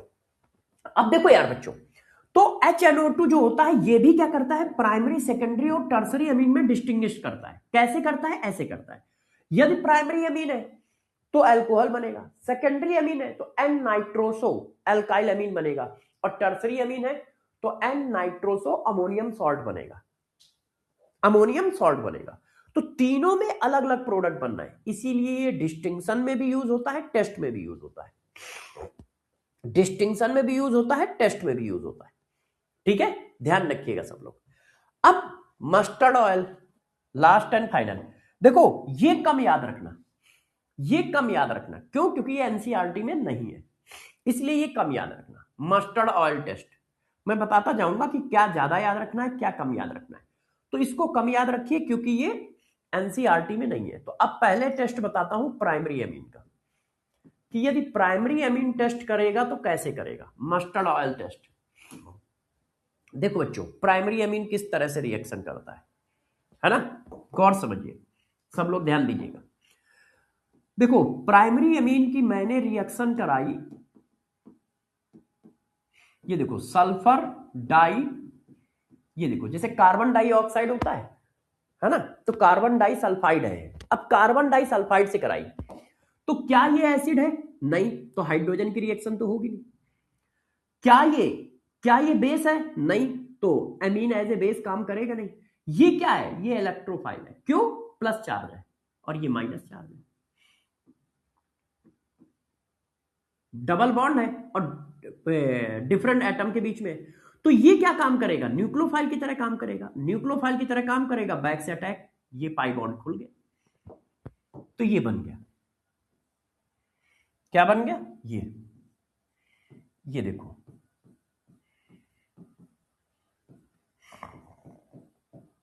ये देखिए बच्चों, ऐसा बन गया ये। अब इसमें डाला जाता है क्या, गौर समझना, इसमें बच्चों हम डालते हैं HgCl2, HgCl2। तो पहले मैंने क्या डाला, पहले बच्चों हम लोगों ने डाला कार्बन डाइसल्फाइड। कार्बन डाइसल्फाइड डालने पे जो बना उसमें मैंने डाल दिया HgCl2। HgCl2 डालने पर हमें मिलता है ये देखो, RN double bond C double bond S plus HgS, ये प्लस वाटर नहीं, सॉरी, हाँ, प्लस HgS। अब देखो बच्चों, इसकी जो स्मेल है वो मस्टर्ड ऑयल जैसी होती है। इस मॉलिक्यूल की स्मेल मस्टर्ड ऑयल स्मेल होती है इसकी, इस मॉलिक्यूल की। और ये जो मॉलिक्यूल देख रहे हो इसका ब्लैक प्रेसिपिटेट होता है। इसका क्या होता है? Black precipitate. HgS का ब्लैक प्रेसिपिटेट फॉर्म होता है। आपने सेकेंडरी अमीन में नाइट्रोजन के 3 बॉन्ड बना दिए। एक बार देख लेता हूं, कोई ज्यादा बॉन्ड हो गया क्या? तो नाइट्रोजन के 3 बॉन्ड तो होते ही है प्रभु, नाइट्रोजन तो 3 बॉन्ड बनाता ही है ना। और ये कोऑर्डिनेट बॉन्ड है, ये कोऑर्डिनेट बॉन्ड है। ये यहां पे थोड़ा सा आप चेंज कर लो, ये रेगुलर बॉन्ड कर लो, ये रेगुलर बॉन्ड कर लो, है ना। ये अपने लोन पेयर इसको दे रहा है, ये अपने लोन पेयर इसको दे रहा है, एन नाइट्रोसो। ये रेगुलर बॉन्ड है, ये कोऑर्डिनेट बॉन्ड है, ये कोऑर्डिनेट बॉन्ड है। हाँ, अच्छा आ जाओ। अब देखो ये बना, तो अब क्या हुआ? प्राइमरी अमीन में हमने पहले क्या डाला? कार्बन डाइसल्फाइड डाला, और फिर उसमें HgCl2 पास कराया, ब्लैक प्रेसिपिटेट आ गया, या मस्टर्ड ऑयल जैसी स्मेल आ गई, तो प्राइमरी अमीन। तो क्या है? Primary amine. अब जरा सेकेंडरी अमीन में देखो क्या होता है। जब आप सेकेंडरी अमीन की यही रिएक्शन कराते हो तो देखो जरा क्या है। आपने सेकेंडरी अमीन की यही रिएक्शन कराई, देखिए सारे बच्चे गौर समझिए। अब आपने सेकेंडरी अमीन लिया, अब सेकेंडरी अमीन के साथ क्या होगा? है तो भाई ये क्या होगी? तो न्यूक्लियोफाइल ही रिएक्शन। क्यों? अभी भी वही सिचुएशन है, ना तो ये बेस है ना ये एसिड है, तो ये क्या करेगा? न्यूक्लियोफाइल की तरह अटैक करेगा। ये बाहर उसी तरह से, ये फिर वही बन गया। ये देखो, इसको हाइड्रोजन मिल गया। अब यहां पर जरा ध्यान दीजिएगा, ऐसे आ गया, ये देखो। अब आपने फिर HgCl2 डाला, ये देखिए। अब HgCl2 डालने पर नो रिएक्शन, नो रिएक्शन मतलब नो ब्लैक प्रेसिपिटेट फॉर्मेशन। ना तो भाई ब्लैक प्रेसिपिटेट फॉर्मेशन होगा, ठीक है, और ना मस्टर्ड ऑयल वाली स्मेल आएगी। Not so mustard oil smell, ना तो स्मेल आएगी। क्यों नहीं आएगी? क्योंकि ये HgCl2 से रिएक्शन नहीं करेगा। क्यों नहीं करेगा? देखो, मैंने बीच की मैकेनिज्म खा ली है, यहां से यहां कैसे पहुंचा मैं बता सकता हूं, है ना, मगर उसकी मैकेनिज्म की कोई खास जरूरत नहीं थी, मगर तुम्हें थोड़ा बता देता हूं। आप मैकेनिज्म नहीं याद रखना, स्टेटमेंट याद रखना। देखो ये कैसे हुआ है, ये कैसे हुआ है। क्यों? क्योंकि आप सोच रहे होगे ऐसा क्या है कि ये रिएक्शन कर रहा है HgCl2 से, ये नहीं कर रहा है, तो बुरा नहीं मानना होगा। तो देखो, बुरा ना माने इसलिए मैं आपको समझा देता हूं कि ये गेम क्या है। देखिए, ये लोन पेयर ऐसे आते हैं, ऐसे, तो ये ऐसे रिलीज हो जाता है, तो ये बन गया ऐसे। भाई ये लोन पेयर नीचे गए तो इस पे प्लस आ जाएगा ना, और ये बन गया ऐसे। ये एसिड बेस रिएक्शन हुई, सल्फर पे निगेटिव है और ये एसिडिक हाइड्रोजन है, तो एसिड बेस रिएक्शन होने के बाद ये ऐसे बन गया, और ये बन गया H2S। ये देखो, अब ये H2S जो होता है ये रिएक्शन करता है HgCl2 से, ये नहीं करता है, ये करता है और बनाता है HgS। ऐसे ऐसे रिएक्शन हो जाती है। अब गौर से समझो, यहां पे क्या है। अब यदि ये लोन पेयर, गौर से देखिएगा सारे बच्चे, यदि ये लोन पेयर यहां गए तो ये न्यूट्रल कैसे बनेगा? अब यहां पे प्लस आ जाएगा, जैसे ये देखो प्लस आया। अब प्लस से ये न्यूट्रल कैसे होगा, इसके पास प्रोटॉन था, प्रोटॉन निकाल दिया, इसके पास प्रोटॉन कहां है, तो इस वजह से ये लोन पेयर नीचे जाएंगे ही नहीं, मतलब डबल बॉन्ड बनाएंगे ही नहीं। क्यों, यदि डबल बॉन्ड बना लिया तो वो अपने को न्यूट्रल कैसे करेगा, तो अभी वो स्टेबल है, ऑक्टेट भी कंप्लीट है और न्यूट्रल भी है। अब वो किसमें चला गया, ऑक्टेट कंप्लीट है चार्ज में, तो स्टेबल से अनस्टेबल जाएगा ना, तो स्टेबल से अनस्टेबल क्यों जाएगा भाई, इस वजह से ये रिएक्शन होती ही नहीं है। क्यों, क्योंकि ये लोन पेयर जब नीचे जाएंगे तो ये सिचुएशन आएगी, और इस सिचुएशन को न्यूट्रल करने के लिए प्रोटॉन चाहिए, प्रोटॉन निकल गया, न्यूट्रल हो गया, अब इसके पास प्रोटॉन है ही नहीं तो निकलेंगे कैसे, तो इसीलिए ये HgCl2 से रिएक्शन नहीं करता है। क्यों, जब ये प्रोटॉन निकलेगा तब ये H2S बनाएगा, H2S HgCl2 से रिएक्शन करता है, तो H2S ही नहीं बनेगा, तो HgCl2 से रिएक्शन करके ब्रैक प्रेसिपिटेट बनेगा कैसे, है ना, तो इस वजह से ऐसा होता है।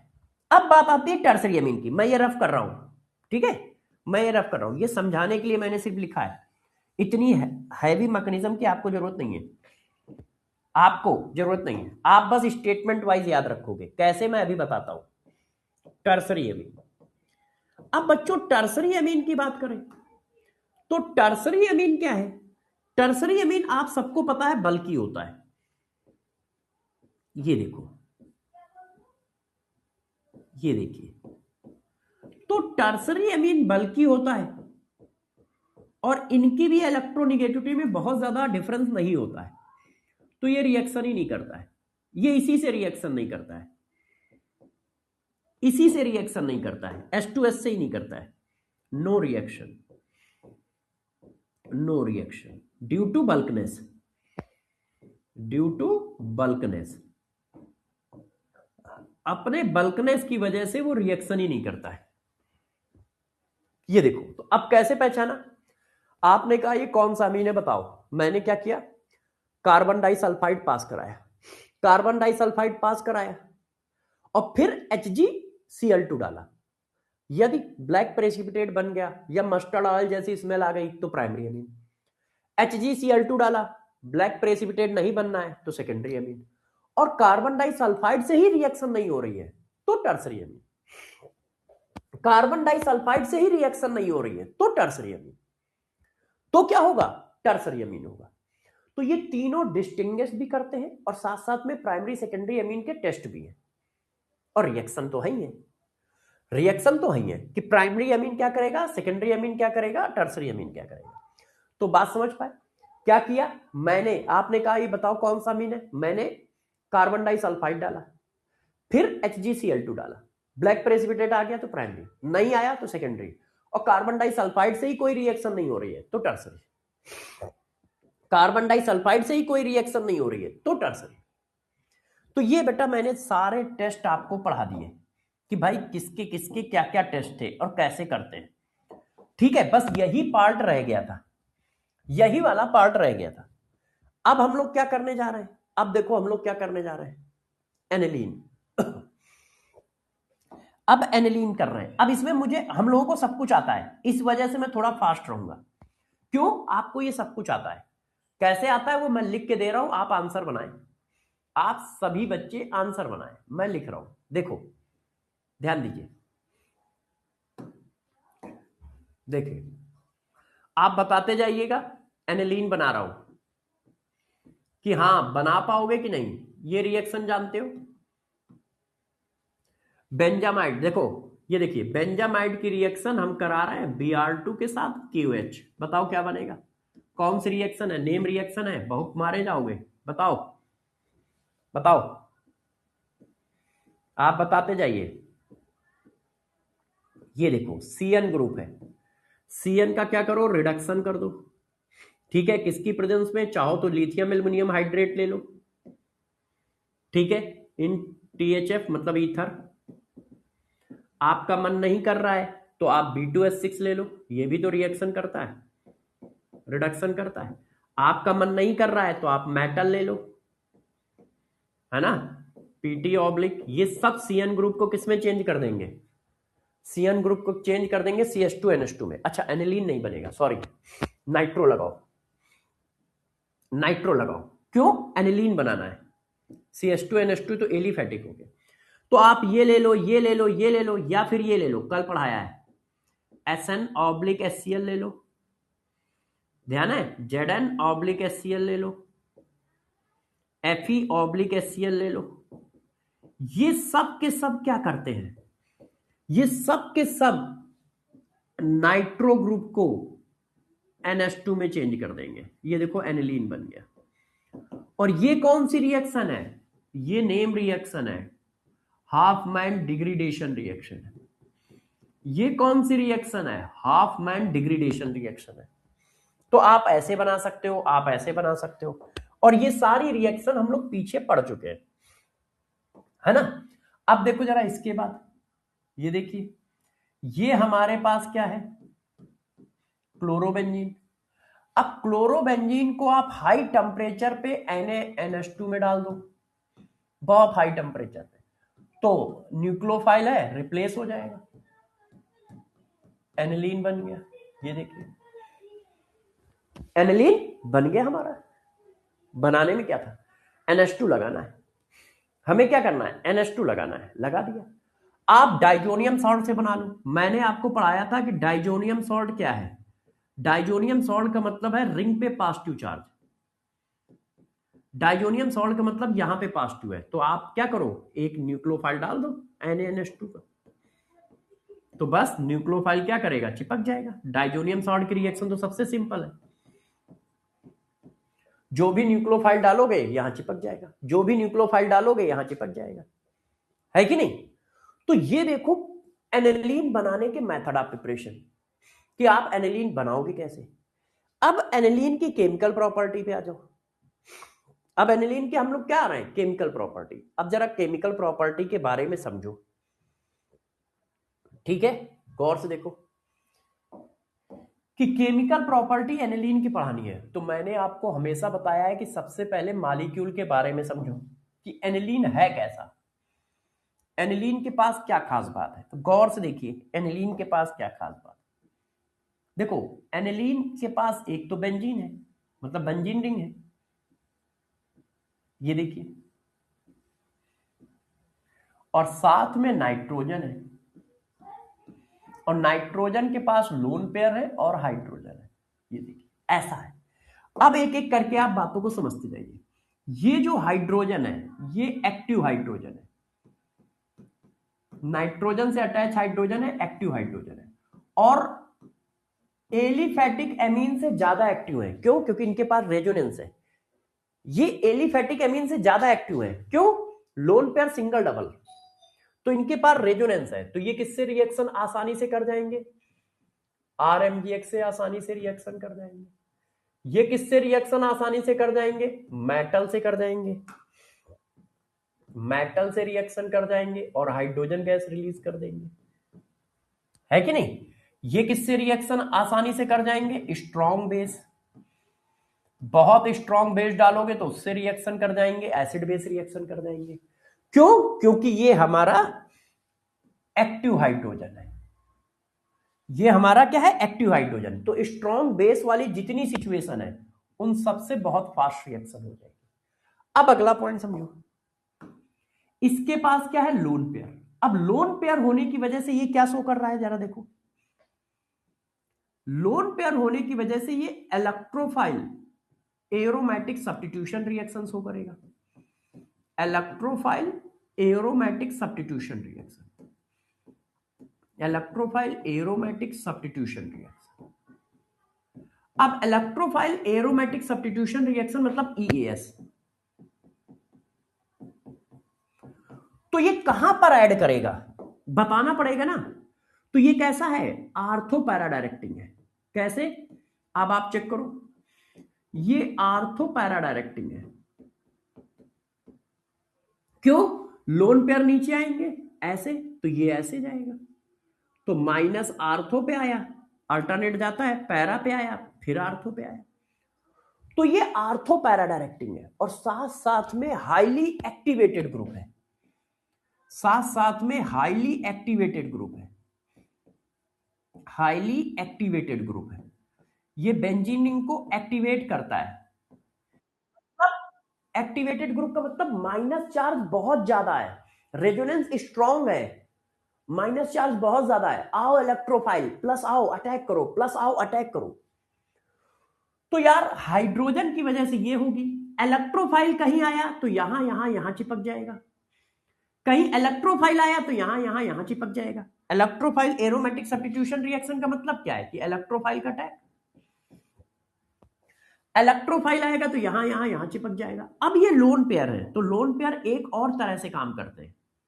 ये देखो, ये जो लोन पेयर है तो ये खुद एक न्यूक्लियोफाइल की तरह काम करते हैं, ये खुद में एक न्यूक्लियोफाइल भी तो है।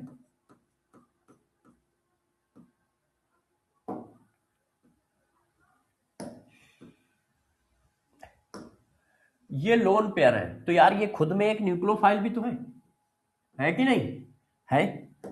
तो ये लोन पेयर होने की वजह से ये न्यूक्लियोफाइल भी है, और न्यूक्लियोफाइल है तो कहां अटैक करेंगे, किसी दूसरे इलेक्ट्रोफाइल पे, किसी दूसरे इलेक्ट्रोफाइल पे।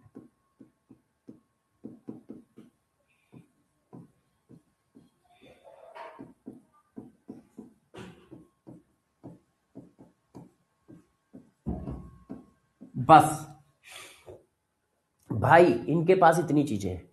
तो अब गौर से मैं एक एक बताता हूं, ठीक है। स्ट्रॉन्ग बेस का अटैक आया, हाइड्रोजन ने क्या, आ जाओ मेरे पास, मैं रिएक्शन करूंगा, आ जाओ, ठीक।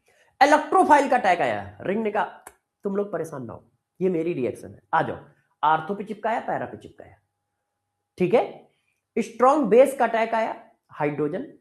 इलेक्ट्रोफाइल का अटैक आया, रिंग, आओ रिंग पे अटैच करते हैं। और मान लो किसी, गौर सुनो, मान लो किसी न्यूक्लियोफाइल का अटैक आए, सॉरी मान लो ये एज ए न्यूक्लियोफाइल काम करे, तो ये एज ए न्यूक्लियोफाइल काम करेगा तो कहां अटैक करेगा, इलेक्ट्रोफाइल पे। ये एज ए न्यूक्लियोफाइल काम करे तो कहां अटैक करेगा, इलेक्ट्रोफाइल पे। कैसे कैसे करेगा, एक एक करके मैं सब दिखाता हूं, एक एक करके मैं सब दिखाता हूं। पहले तुम इतना कॉन्सेप्ट समझ गए, अब कॉन्सेप्ट समझ गए हो तो आ जाओ यार, ठीक है, आ जाओ, आपकी रिएक्शन करके देता हूं जल्दी से। देखिए, reaction of hydrogen and nucleophilic nature of aniline. Hydrogen और न्यूक्लियोफिलिक नेचर की रिएक्शन एनिलीन की बता रहा हूं, आप चाहें तो एक साथ कर दे रहा हूं। अब देखो बच्चों, ये हमारा एनिलीन है, आप बताते जाइएगा क्या क्या बनाना है, ठीक है। ये हमारा एनिलीन है, ये देखिए,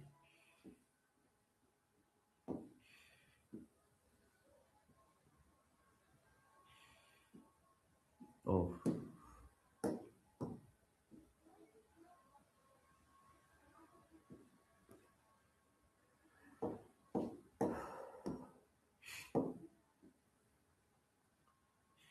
चलो इसको हटा देते हैं, क्यों, थोड़ा सा एरो बड़ा चाहिए है ना, क्योंकि बहुत सारी चीजें लिखनी होती है ना एरो पे, तो एरो थोड़ा बड़ा चाहिए यार। ये एरो सीधा हो जाए जरा भाई, सीधे हो जाए यार।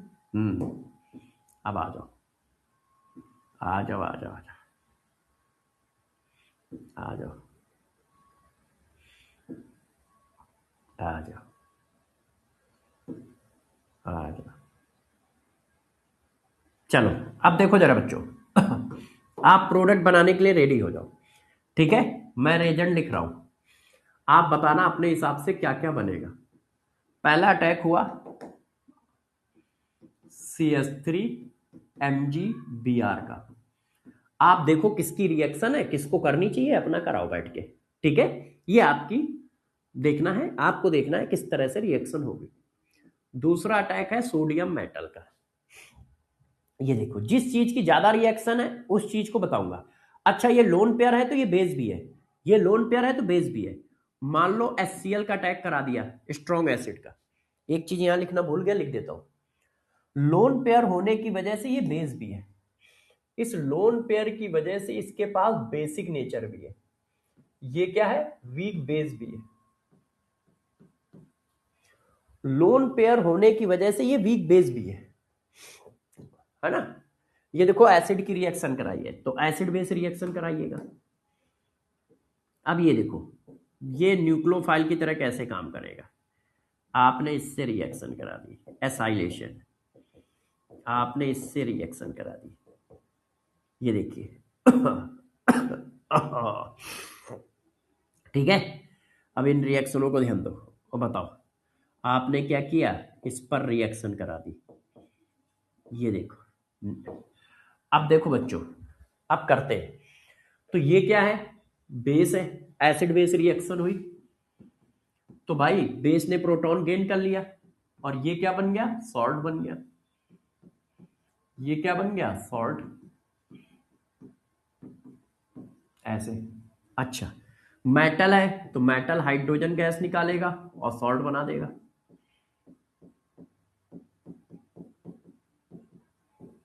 ये देखो, अब ये एसिड है तो ये बेस की तरह काम करेगा।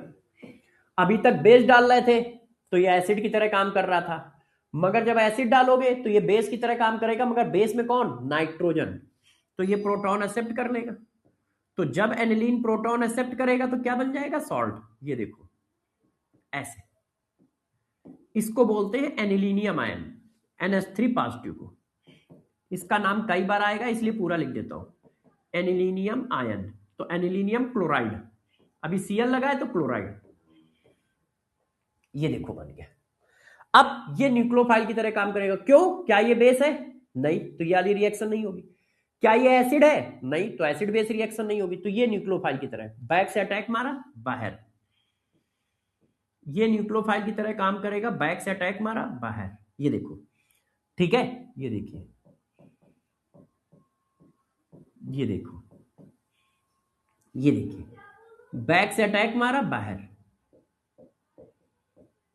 ये देखिए, ये क्या काम कर रहा है, न्यूक्लियोफाइल की तरह काम कर रहा है। ये देखो, ये बाहर चला जाएगा, क्यों, ये प्लस है, ये माइनस है, ये प्लस है, ये बाहर चला जाएगा। बैक से अटैक मारा, बाहर, बैक से अटैक मारा, बाहर। बात समझ पाए, क्या बात समझ पा रहे हो सब लोग, सभी लोग ये बात समझ पा रहे हो कैसे कर रहा हूं टाइम देख रहा था। अब देखो, ये रिएक्शन इंपॉर्टेंट रिएक्शन है, ये यूज होती है, इनको बोलते हैं एसाइलेशन। क्या बोलते हैं, एसाइलेशन, एसाइलेशन ऑफ एनिलीन। ये इंपॉर्टेंट रिएक्शन है, एसाइलेशन ऑफ एनिलीन। ठीक है, यूज होंगी, कहां यूज होंगी, अभी थोड़ी देर बाद हम लोग आएंगे, अभी आएंगे इस रिएक्शन को लेके। देखो, अब ये न्यूक्लियोफाइल की तरह है, कैसे आपको समझ में आया ये न्यूक्लियोफाइल की तरह है, क्या ये बेस है, यदि बेस होगा तो हाइड्रोजन रिएक्शन करेगा, तो यार ये बेस तो है नहीं। क्या ये एसिड है, नहीं, तो एसिड बेस रिएक्शन नहीं होगी, मगर इन सबके पास डबल बॉन्ड है, डबल बॉन्ड होने की वजह से इन सबके पास प्लस चार्ज है, ये देखो, और प्लस चार्ज होने की वजह से ये न्यूक्लियोफाइल की तरह काम कर सकता है। ये कोई इलेक्ट्रोफाइल भी नहीं है, ये तो न्यूट्रल मॉलिक्यूल है। क्या ये इलेक्ट्रोफाइल है, नहीं, ये तो न्यूट्रल मॉलिक्यूल है। भाई कोई कहता कि यार रिंग पे क्यों नहीं अटैक करा रहे हो, तो कोई इलेक्ट्रोफाइल थोड़ी ना है, ये तो न्यूट्रल मॉलिक्यूल है ना, न्यूट्रल है ये सब। तो इनके पास क्या है, पार्सली पॉजिटिव चार्ज है, तो ये एज ए न्यूक्लियोफाइल काम कर रहा है, अटैक करके Cl को बाहर कर दे रहा है, इसको बाहर कर दे रहा है, और इस रिएक्शन को कहते हैं एसाइलेशन। तीसरी रिएक्शन समझा दीजिए।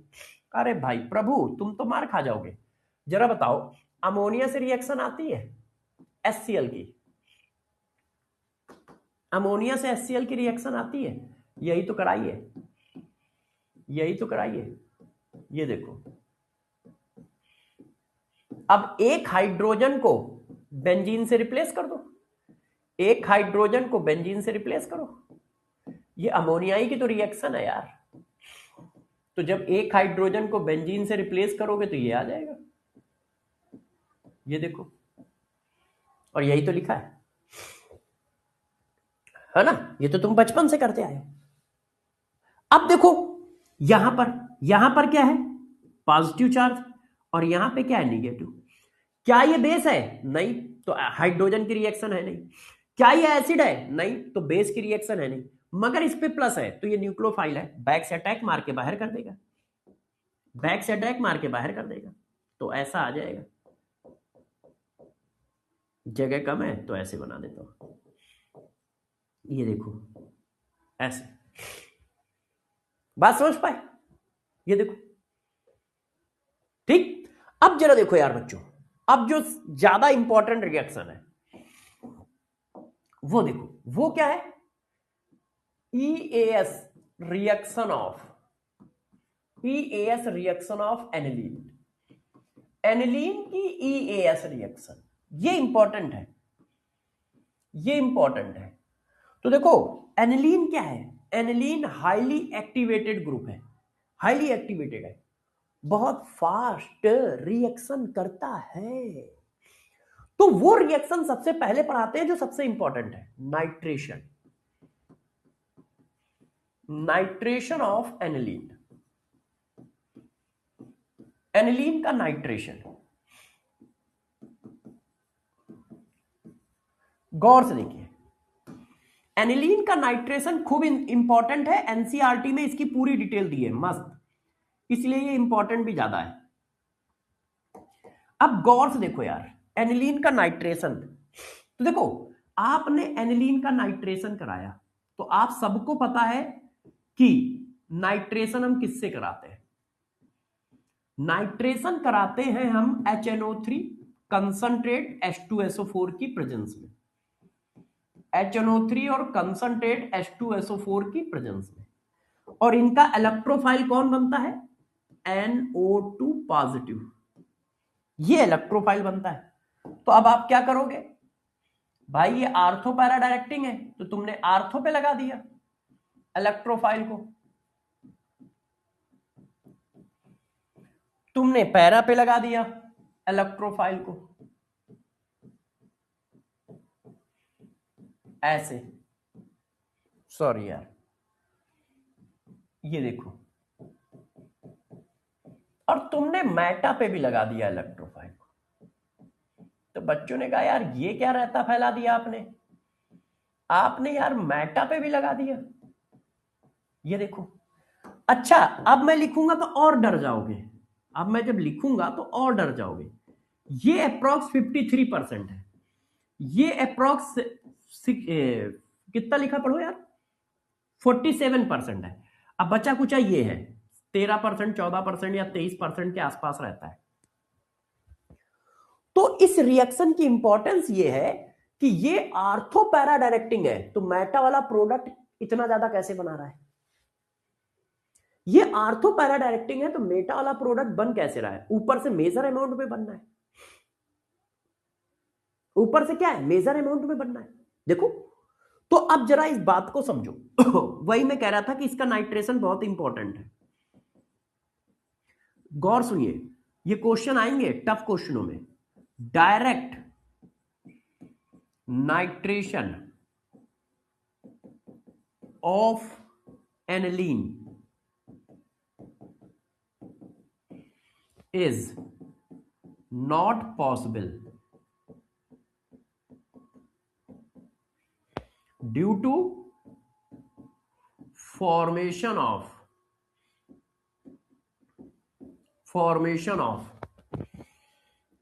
anilinium ion,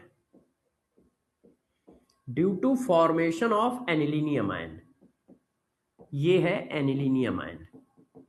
अब गौर से सुनते जाइएगा, समझते जाइएगा, डरिएगा नहीं। Due to formation of anilinium ion, तो यार एनिलीनियम आयन के फॉर्मेशन से ये नॉट पॉसिबल क्यों है? क्योंकि यदि आप डायरेक्ट नाइट्रेशन कराओगे तो आपको मिक्सचर मिलेगा, स्पेसिफिक प्रोडक्ट नहीं मिलेगा। देखो मेटा वाला भी आ रहा है, स्पेसिफिक प्रोडक्ट नहीं मिलेगा।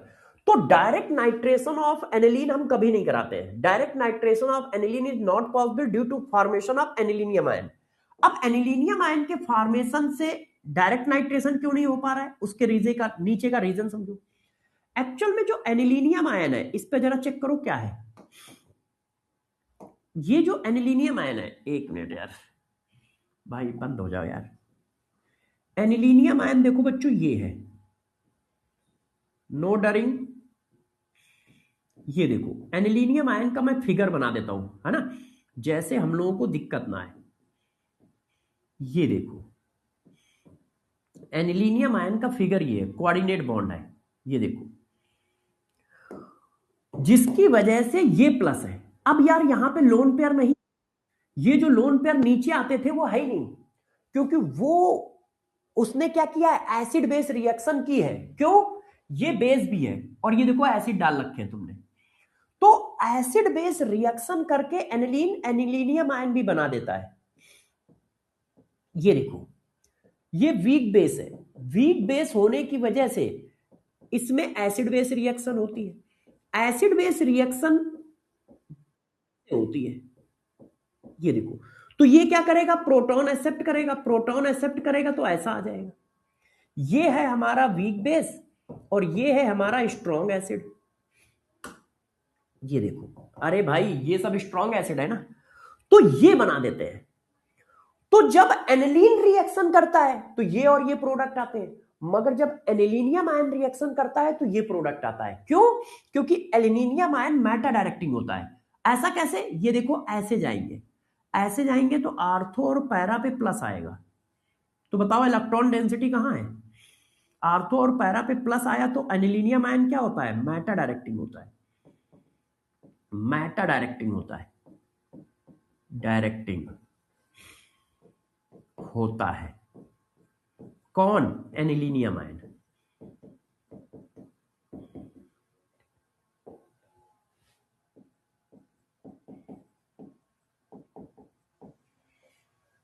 इस वजह से मेटा वाला प्रोडक्ट भी आता है। इसने रिएक्शन की तो आर्थो पैरा पे आया, इसने की तो मेटा पे आया। तो यार डायरेक्ट नाइट्रेशन एनिलीनियम का एनिलीन का इसलिए नहीं करते क्योंकि वहां mixture of ortho para Meta nitro aniline form हो जाता है, इसलिए डायरेक्ट नाइट्रेशन ऑफ एनिलीन कभी नहीं किया जाता है। तो रहता ये फैला कि डायरेक्ट नाइट्रेशन नहीं करोगे तो करोगे कैसे, स्पेसिफिक प्रोडक्ट कैसे बनाओगे? बच्चे ने कहा 51 70 57 और 2%। हाँ अच्छा, कैलकुलेशन मिस्टेक है। हाँ मुझे ये याद है, देखो 100% डाटा की अपने को जरूरत नहीं है क्योंकि परसेंटेज कहीं नहीं पूछा जाएगा। ये पूछा जा सकता है कि सबसे ज्यादा कौन है, सबसे कम कौन है, तो उसके लिए आप ऑर्डर याद रखो, आप ऑर्डर याद रखो। मुझे ये पता था कि आर्थो वाला सबसे ज्यादा बनता है, फिर मेटा वाला, फिर पैरा वाला, और यही आपको भी याद रखना है।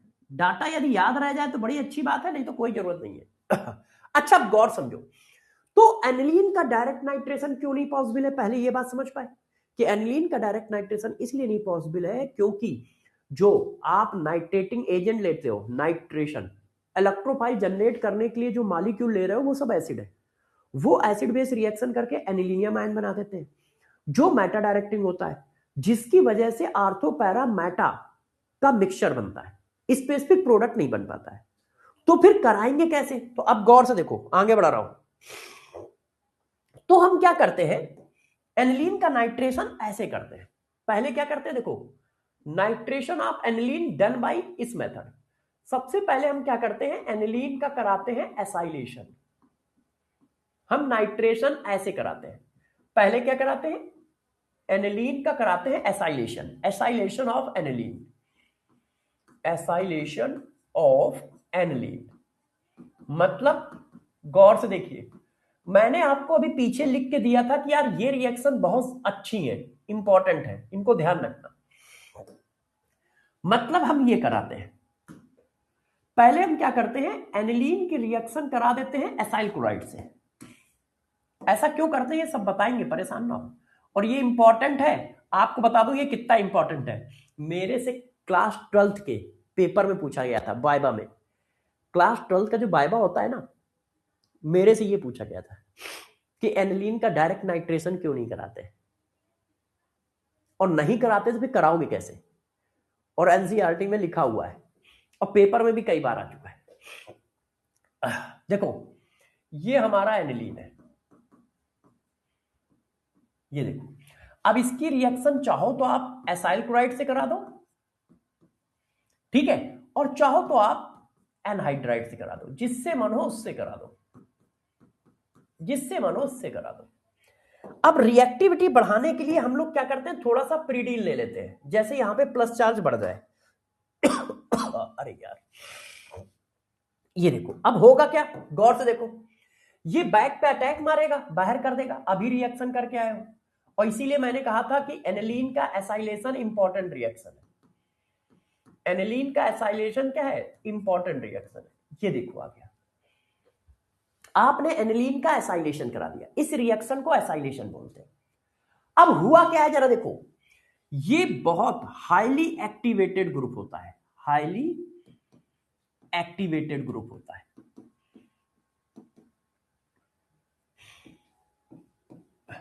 अब आपने क्या किया है, एसाइलेशन करा के इसकी रिएक्टिविटी को कम कर दिया है, एसाइलेशन करा के इसकी रिएक्टिविटी को कम कर दिया है।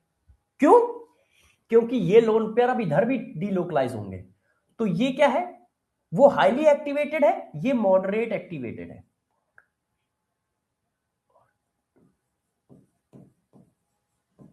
एक्टिवेटेड है क्यों, क्योंकि लोन पेयर दोनों साइड जा रहे हैं, ये मॉडरेट एक्टिवेटेड ग्रुप हो गया। क्यों, लोन पेयर रिंग के पास भी आएंगे, लोन पेयर उधर भी जाएंगे, अब दोनों लोग मिल बांट के खाएंगे, अभी अकेले रिंग खा रहा था, अब दोनों लोग मिल बांट के खाएंगे, रिंग और कार्बोनाइल ग्रुप, तो ये क्या है, मॉडरेट एक्टिवेटेड है। अच्छा, ये वीक बेस है, ये क्या है, वीक बेस। अब ये क्या हो गया, ये क्या हो गया, वीकेस्ट बेस हो गया। क्यों, लोन पेयर उधर जा रहे हैं, weakest base due to resonance, extra resonance. अब यार लोन पेयर इलेक्ट्रॉन डेंसिटी और कम हो गई, इधर भी जा रही है उधर भी जा रही है, तो एसिड बेस रिएक्शन करने की टेंडेंसी और कम हो जाएगी। क्यों कम हो जाएगी, क्यों कम हो जाएगी, क्योंकि नाइट्रोजन के पास लोन पेयर है ही नहीं, कुछ लोन पेयर कार्बोनाइल ग्रुप उठा ले जा रहा है, कुछ लोन पेयर का पार्ट बेंजीन रिंग उठा ले जा रही है, ऊपर से दोनों तरफ से तुमने बल्कलेस लगा दी है, एक तरफ बेंजीन रिंग लगी हुई है और एक तरफ ये ग्रुप लगा हुआ है। तो आपने अल्टीमेट किया क्या है, आपने अल्टीमेट ये किया है कि एसिड बेस रिएक्शन ना हो उसके लिए एसाइलेशन कर दिया है। एसाइलेशन करने से उसकी बेसिक स्ट्रेंथ और कम हो गई है, पहले से ही वो वीक बेस था, पहले से वो वीक बेस था, आपने उसकी बेसिक स्ट्रेंथ और कम कर गई है। तो हम एसाइलेशन क्यों करते हैं, बेसिक स्ट्रेंथ को कम करने के लिए और एक्टिविटी को कम करने के लिए, जैसे इसकी बेसिक स्ट्रेंथ कम हो जाए। अब हम दूसरे स्टेप में नाइट्रेशन करते हैं, अब हम दूसरे स्टेप में नाइट्रेशन करते हैं, और नाइट्रेशन करोगे है तो वो भी अभी आर्थो पैरा डायरेक्टिंग नाइट्रेशन, किसका, उसका, दूसरे स्टेप में नाइट्रेशन करते हैं, और भाई है तो वो अभी भी आर्थो पैरा डायरेक्टिंग ही ना, कोई मेटा डायरेक्टिंग थोड़ी हो गया है, ये अभी भी आर्थो ही पैरा डायरेक्टिंग है। देखो बेंजीन रिंग से डायरेक्ट अटैच एटम के पास क्या है, लोन पेयर है। तो अब हम नाइट्रेशन करते हैं, ये देखो, अब नाइट्रेशन करोगे तो आर्थो पैरा डायरेक्टिंग है, आर्थो पे लगेगा पैरा पे लगेगा, आर्थो पे लगेगा पैरा पे लगेगा ये देखो, ये देखिए। अच्छा एक जगह पे गड़बड़ लिख दिया है, अभी मुझे जब इसको किया तो ध्यान आया, ये यार परसेंटेज पैरा वाले का होगा, आर्थो वाले का नहीं होगा, उल्टा लिख दिया है, आर्थो वाले का अप्रॉक्स 3 होगा, पैरा वाले का अप्रॉक्स 51 होगा। अभी मुझे देखा, मैंने कहा यार ये तो उल्टा लिखा हुआ है, और हो सकता है वो बच्चा यही बताने की कोशिश मुझे कर रहा हो, मगर मैं उसकी भावनाएं ना समझ पाया हूं। एक बच्चा कमेंट में कुछ बता तो रहा था, वो यही कह रहा होगा कि सर आपने उल्टा लिख दिया है ना बबीता कुमारी पूछ रही, सर क्या आप क्लास के टॉपर थे? नहीं, हाँ 2 चीजों में टॉपर था, एक ऑर्गेनिक केमिस्ट्री में, फिजिकल केमिस्ट्री में नहीं था, ऑर्गेनिक केमिस्ट्री में था। पूरी केमिस्ट्री मेरी अच्छी थी, ठीक है, केमिस्ट्री मेरे से पहले कोई नहीं कर पाता था, मगर ऑर्गेनिक में ज्यादा तेजी से करता था। हाँ मैथ्स मेरी इतनी तेज नहीं थी, जबकि 10th में मेरे मैथ्स में पूरे नंबर थे, मगर 12th में आते आते मैथ्स ने थोड़ा रुला दिया था। फिजिक्स मेरी ओके थी, अच्छी थी मतलब। मैथ्स मेरी थोड़ी वीक थी, बहुत ज्यादा वीक नहीं थी, मगर रुला दिया था, मतलब रुलाने का मतलब टफ लगने लगी थी। जैसे 10th में मेरे को बहुत इजी लगती थी, मैं ऐसे ऐसे कर देता था, सारे क्वेश्चन सही कर देता था। 12th में मुझे मैथ थोड़ी टफ लगी थी, दिक्कत कर रहा था। अच्छा देखो, अपनी बातें बाद में बताएंगे, पहले पढ़ा लेते हैं। हाँ, केमिस्ट्री में तो मैं था, मैं धड़ाधड़ रिएक्शन कर देता था, मतलब याद रखता था चीजों को। फिजिकल भी सही थी, ऑर्गेनिक भी सही थी, इनऑर्गेनिक भी सही थी। अच्छा, अब देखो ये आ गया यार, अब क्या है, अब ये नाइट्रेशन, देखो ये पैरा पे होगा, आर्थो पे कम होगा, पैरा पे ज्यादा होगा, क्योंकि बल्कनेस है, तो ये मेजर आया। अब यार आप कहोगे कि सर ये एनिलीन कहां है, तो स्टेप नंबर 3, अब इसको फिर से एनिलीन बनाते हैं हाइड्रोलिसिस करके। अब आप तो पता ही है, एसिड डेरिवेटिव की हाइड्रोलिसिस करोगे तो क्या आएगा, ये एसिड डेरिवेटिव है ना, देखो एमाइड ग्रुप है एक तरह का, तो बस जैसे ही पानी थोड़ा सा डालोगे, बस ये अपने आप एनिलीन बना देगा। आपने क्या किया, पानी डाल दिया, अब पानी डालते ही क्या है, ये देखो प्लस, तो ये पानी का OH इधर, H इधर, तो बस पानी डालते ही ये क्या बन गया, एनिलीन बन गया। ये देखो वापस से, और वो अपना एसिड बन गया। ये देखिए, बात समझ पाए। हाँ हाँ, मैं मैथ्स से था, बायो नहीं थी, मेरा बैकग्राउंड मैथ्स वाला है। बायो नहीं है, बायो मैंने 9th में ही छोड़ दी थी, मतलब 10th में बायो पढ़ा था बस, वो 10th के पेपर में बायो आती थी ना, बस उतनी, उसके बाद कभी नहीं पढ़ी। मैं मैथ्स से था, 11th 12th सब कुछ मैथ्स। अच्छा देखो यार, इसीलिए तो आपको केमिस्ट्री में बहुत सारी मैथ्स लगा के देता हूं मैं, मैथ के थ्रू। अब मैथमेटिकल ऑर्गेनिक या इनऑर्गेनिक भी मैं मैथमेटिकल पढ़ाता हूं, उसके पीछे रीजन यही है, क्योंकि मेरा बायो बैकग्राउंड था ही नहीं, तो मैं किसी चीज में रट सकता ही नहीं था, तो मुझे लॉजिक ढूंढना या लॉजिक बनाना, इनकी जरूरत बहुत पड़ती थी, क्यों मेरा बैकग्राउंड ही नहीं था ना। फिजिक्स, लॉजिकल, मैथ्स खतरनाक चीज, ठीक है, केमिस्ट्री खतरनाक चीज, तो इसी वजह से केमिस्ट्री में बहुत सारी मैथ्स मेरी देखते हो, या मैं लॉजिक के साथ ही चलता हूं। तो देखो यार बच्चों, ये चीज आ गई ऐसे, तो ये क्वेश्चन बहुत इंपॉर्टेंट है, direct nitration of aniline possible क्यों नहीं है, क्योंकि एनिलीन एक बेस भी होता है, एनिलीन एक बेस भी होता है, जिसकी वजह से वो एसिड बेस रिएक्शन करके एनिलीनियम आयन बनाता है, जो मेटा डायरेक्टिंग होता है, इसलिए आर्थो पैरा मेटा का मिक्सचर बनता है। स्पेसिफिक प्रोडक्ट बनाने का फिर तरीका क्या है, तो सबसे पहले इसका एसाइलेशन करा लो, एसाइलेशन कराने के बाद नाइट्रेशन कराओ, और फिर हाइड्रोलिसिस करा दो। एसाइलेशन कराने से क्या होता है, एसाइलेशन कराने से 2 काम होते हैं, एक उसकी बेसिक स्ट्रेंथ कम हो जाती है, तो एसिड बेस रिएक्शन के चांसेस बहुत कम हो जाते हैं। पहले से वो वीक था, और उसने तुमने उसके टांग आंग तोड़ दिए, और उसके टांग आंग तोड़ दिए, और वीक कर दिया, और फिर आप नाइट्रेशन कराते हो, फिर आप आराम से हाइड्रोलिसिस करा के बाहर निकाल लेते हो। ये देखिए, ठीक है। अब देखो अगली रिएक्शन, जो जो रिएक्शन ज्यादा मैं पहले करा रहा हूं, है ना, जो जो ज्यादा इंपॉर्टेंट है वो हम लोग पहले कर रहे हैं। अब देखो ध्यान दीजिए, ये वाली रिएक्शन तो आप अपने आप कर लोगे, इसमें सल्फोनेशन। अब देखो यार, एनिलीन का हम सल्फोनेशन कर रहे हैं, तो जब तुम एनिलीन का सल्फोनेशन करोगे, तो आप सबको पता है कि सल्फोनेशन किसकी प्रेजेंस में किया जाता है, तो हम लोग सल्फोनेशन करते हैं किसकी प्रेजेंस में, फ्यूमिंग,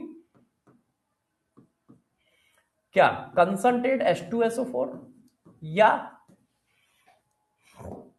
फ्यूमिंग H2SO4 की प्रेजेंस में। अब इसका इलेक्ट्रोफाइल कौन होता है, SO3 होता है, SO3 इलेक्ट्रोफाइल होता है, मगर ऐड क्या करते हैं, SO3H। ये मैं कई बार बता चुका हूं, और कैसे करते हैं ये डिटेल दे चुका हूं जब शुरुआत में पढ़ाया था। ये देखो, अच्छा अब इस चीज को आगे बढ़ाओ, तो भाई ये आर्थो पैरा डायरेक्टिंग है, तो आर्थो पर ऐड होगा, पैरा पे ऐड होगा, आप क्या करोगे, आर्थो पे ऐड कर दोगे और पैरा पे ऐड कर दोगे। क्यों, क्योंकि आर्थो पैरा डायरेक्टिंग है, इसमें कोई गलत बात थोड़ी ना है।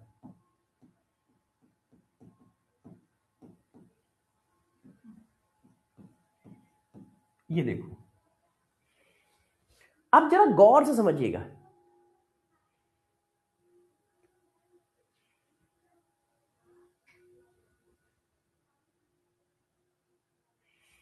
हाँ अरे प्रिंस, आर्थो वाला मेजर नहीं बनेगा, पैरा वाला मेजर बनेगा। तो हमें स्पेसिफिक प्रोडक्ट चाहिए थे ना, तो स्पेसिफिक प्रोडक्ट मिल गया आर्थो वाला, पैरा वाला। हमने पैरा वाला स्पेसिफिक प्रोडक्ट बना दिया, है ना। अब 100% बनना है, पहले बहुत कम बनना था। अच्छा ये देखो, अब आप गौर से देखो, ये बेसिक कंडीशन है, ये क्या है, बेस, वीक बेस, और ये क्या है, स्ट्रॉन्ग एसिड। तो जब भी एक ही मॉलिक्यूल में एसिड और बेसिक दोनों कंडीशन आएंगी तो एसिड बेस रिएक्शन होगी। भाई मॉलिक्यूल में यदि एसिड और बेस दोनों कंडीशन आएंगी तो एसिड बेस रिएक्शन हो जाएगी। अब एसिड बेस रिएक्शन हुई तो ये प्रोटॉन मिलेगा और ये प्रोटॉन देगा। ये देखो, इसको प्रोटॉन मिलेगा, इसको प्रोटॉन देगा। ये देखो, ये देखो, तो जब किसी मॉलिक्यूल में दो पोल आ जाए, मतलब प्लस और माइनस दोनों आ जाए, तो इसको कहते हैं ज्वाइटर आयन। इसको क्या बोलते हैं, ज्वाइटर आयन।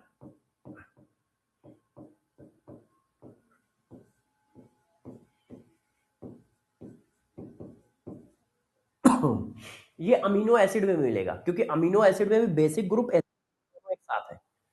अमीनो एसिड में भी बेसिक ग्रुप एसिडिक ग्रुप दोनों एक साथ है। तो देखो, एनिलीन हमारा बेस है और SO3H हमारा एसिड है, दोनों एक ही ग्रुप में है, तो वो एसिड बेस रिएक्शन कर जाएंगे। और एसिड बेस रिएक्शन करेंगे तो यार ये प्रोटॉन देगा और ये प्रोटॉन लेगा, तो देखो पोल बन गए, माइनस प्लस पोल। तो एक ही मॉलिक्यूल में जब प्लस माइनस पोल बन जाते हैं तो उसको बोलते हैं ज्वाइटर आयन।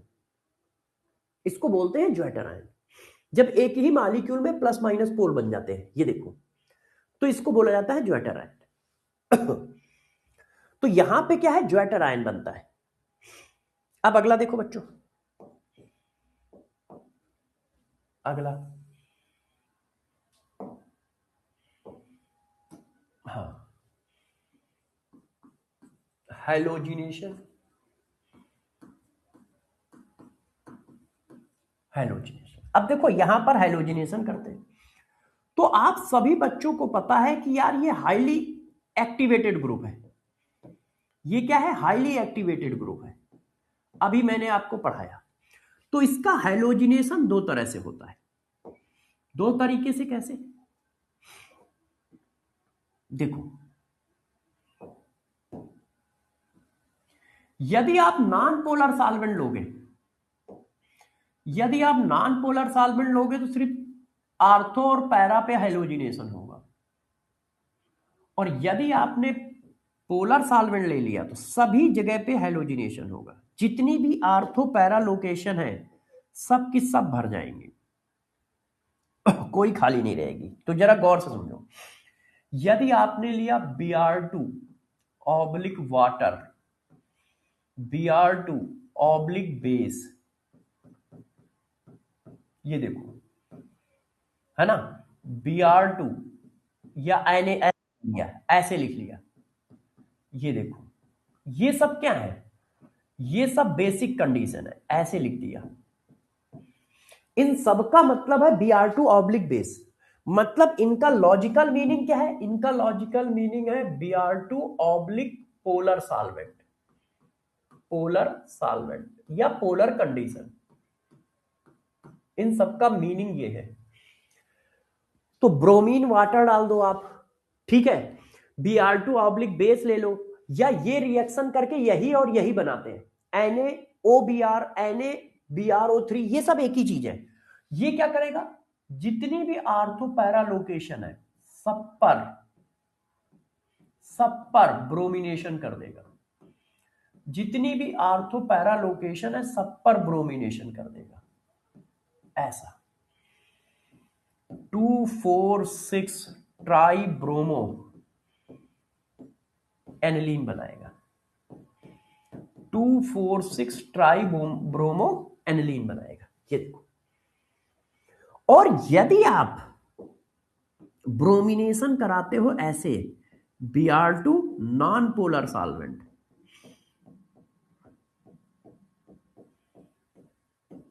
जैसे Br2/CCl4, Br2/CH2 सॉल्वेंट, ये सब नॉन पोलर सॉल्वेंट है।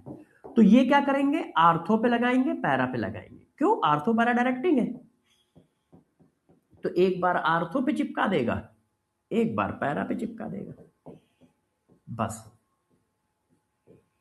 हैलोजिनेशन ऐसे होगा, ये देखो, एक बार आर्थो पे चिपका देगा, एक बार पैरा पे चिपका देगा। तो हमें यह ध्यान रखना पड़ेगा कि हैलोजिनेशन में क्या चल रहा है, किसकी प्रेजेंस में हो रहा है, किसकी प्रेजेंस में नहीं हो रहा है। क्यों, क्योंकि हमें मेजर प्रोडक्ट क्या बनाने हैं, ट्राई सब्स्टिट्यूटेड प्रोडक्ट बनाने हैं या पैरा आर्थो वाला बनाना है। अच्छा, पीछे वाली, एक बच्चा कह रहा सर पीछे वाली स्लाइड कर दो, कर दिया। ओह यार, अब मेरी आंखें दर्द कर रही है। अब बस आज एनिलीन ही पढ़ाऊंगा, डाइजोनियम सॉल्ट कल पढ़ाएंगे, कल मतलब परसों, बस एनिलीन खत्म होने वाला है।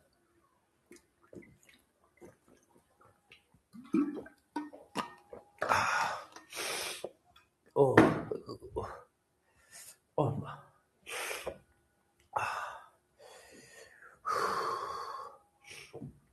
अच्छा बच्चों, अब और देखो, अब इसी जगह पे नोट या कह दो एक और बात, आपने हैलोजिनेशन कर लिया, सब कुछ कर लिया, तो एक और भी तो रिएक्शन है, फ्रीडल क्राफ्ट रिएक्शन, है ना, Friedel Craft reaction, Friedel Craft reaction. अब जरा गौर सुनो, ठीक है, गौर से देखिएगा, aniline,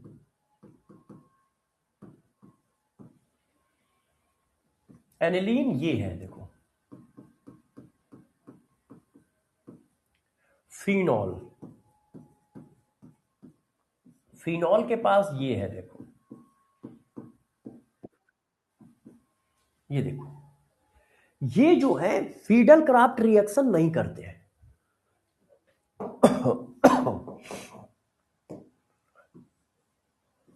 not so Friedel Craft reaction,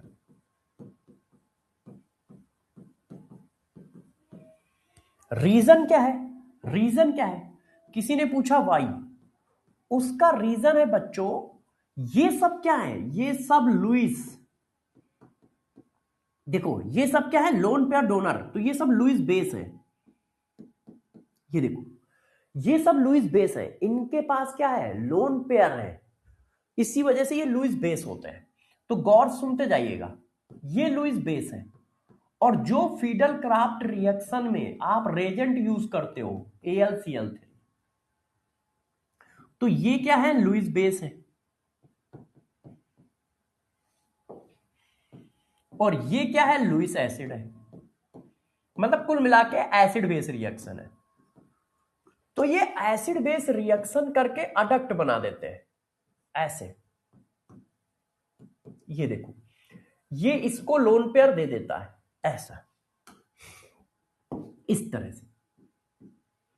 अब इस अडक्ट की वजह से एनिलीन कैसा हो जाता है, मेटा डायरेक्टिंग हो जाता है,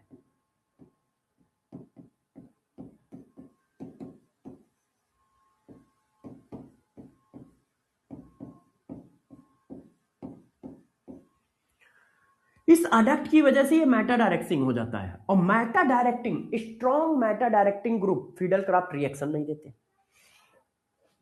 strong meta directing group Friedel Crafts reaction नहीं देते हैं।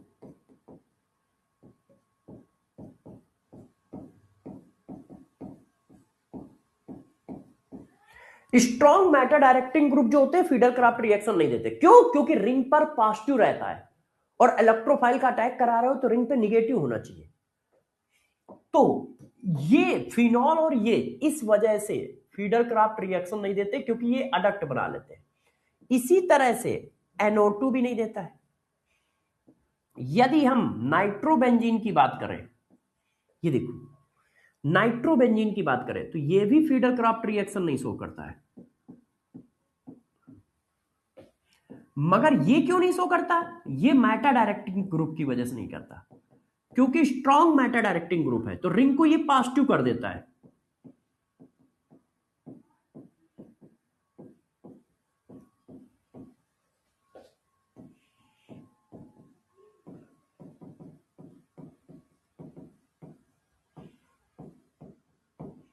भाई इलेक्ट्रोफाइल का अटैक पॉजिटिव पे थोड़ी करोगे, ये रिंग का सारा इलेक्ट्रॉन क्लाउड खींच लेता है, इतना स्ट्रॉन्ग है।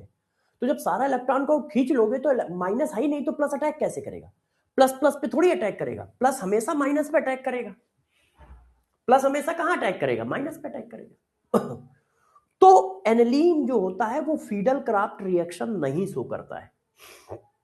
इस बात का विशेष ध्यान रखें सब लोग, इस बात का क्या ध्यान रखें? विशेष ध्यान रखें, ठीक है। तो ये यार आपको एनिलीन के बारे में भी मैंने सारा पढ़ा दिया कि हाँ यार एनिलीन कैसे कैसे रिएक्शन कर सकता है, कैसे कैसे नहीं कर सकता। अब कल हम लोग पढ़ेंगे, मतलब जब भी पढ़ेंगे तो डाइजोनियम सॉल्ट पढ़ेंगे। अब हम लोग क्या पढ़ेंगे? Diazonium salt. तो डाइजोनियम सॉल्ट आपको मैं आराम से मंडे को पढ़ाऊंगा और मंडे को बायोमॉलिक्यूल्स चालू भी हो जाएगा, क्योंकि डाइजोनियम सॉल्ट आधे घंटे में खत्म हो जाएगा। फिर बचे हुए आधे घंटे में डाइजोनियम सॉल्ट के बाद बायोमॉलिक्यूल चालू करेंगे। तो नेक्स्ट क्लास से ये ध्यान रखिएगा बायोमॉलिक्यूल भी अपना चालू हो जाएगा, ठीक है। आपका काम क्या है? आप ज्यादा से ज्यादा ऑर्गेनिक को रिवाइज कराओ, क्योंकि बायोमॉलिक्यूल के बाद जो मैं सेशन लेके आऊंगा उन सेशनों में आपको पूरी ऑर्गेनिक के नॉलेज की जरूरत पड़ेगी, ठीक है। अच्छा हाँ, एसाइलेशन सिर्फ नाइट्रेशन के लिए करते हैं। अब मैं जो कॉन्सेप्ट बूस्टर सीट नंबर 61 के क्वेश्चन दूंगा ये आप जरूर करके लाइएगा, ठीक है। Bye bye. आज इतना ही करते हैं। अच्छा, नाइट्रो ग्रुप मंडल, nitro group meta directing group है। नाइट्रो ग्रुप जो है वो मैटा डायरेक्टिंग ग्रुप है। अब मैटा डायरेक्टिंग ग्रुप क्या करता है? रिंग को पॉजिटिव। अब भाई फीडल क्राफ्ट रिएक्शन में क्या होगा? देखो ये नाइट्रो है, ये नाइट्रो ग्रुप है। अब इसने क्या किया? ये ऐसे, ये ऐसे, तो रिंग पे क्या लाया? पॉजिटिव है। अब यार रिंग का सारा इलेक्ट्रॉन क्लाउड ऊपर खींच लिया है, और दूसरी बात आई इफेक्ट भी चेक करो तो माइनस आई इफेक्ट है, ये देखो। तो ये माइनस आई इफेक्ट और स्ट्रॉन्ग रेजोनेंस की वजह से सारा इलेक्ट्रॉन क्लाउड ऊपर खिंच जाता है। ऊपर खिंच गया तो रिंग पे इलेक्ट्रॉन क्लाउड है ही नहीं, तो इलेक्ट्रोफाइल पॉजिटिव पे थोड़ी अटैक करेगा। इलेक्ट्रोफाइल क्या होता है? प्लस प्लस प्लस पे थोड़ी अटैक करेगा, तो हाथ जोड़ लेता है। फीडल क्राफ्ट का रेजेंट कार्बोकैटायन ना, हम नहीं अटैक करने जाएंगे। उसने कहा क्यों? उसने कहा भैया वो भी प्लस है हम भी प्लस है, अटैक कैसे होगा? रिएक्शन कैसे होगी? रिपल्सन आएगा, यहाँ तो अट्रैक्शन फोर्स बनेगा ही नहीं, रिपल्सन आएगा, कैसे अटैक करें? सर पोलर में 246 क्यों बन रहा है? अरे मुन्ना बात तो सही कह रहे हो, तो अब लिख देता हूं। अच्छा तुमने क्वेश्चन पूछा है, मैंने लिखा नहीं है तो ये मेरी गलती है। देखो जब पोलर सॉल्वेंट होता है तो रिएक्टिविटी इंक्रीज हो जाती है। Reactivity of aniline, aniline increases in presence of polar solvent.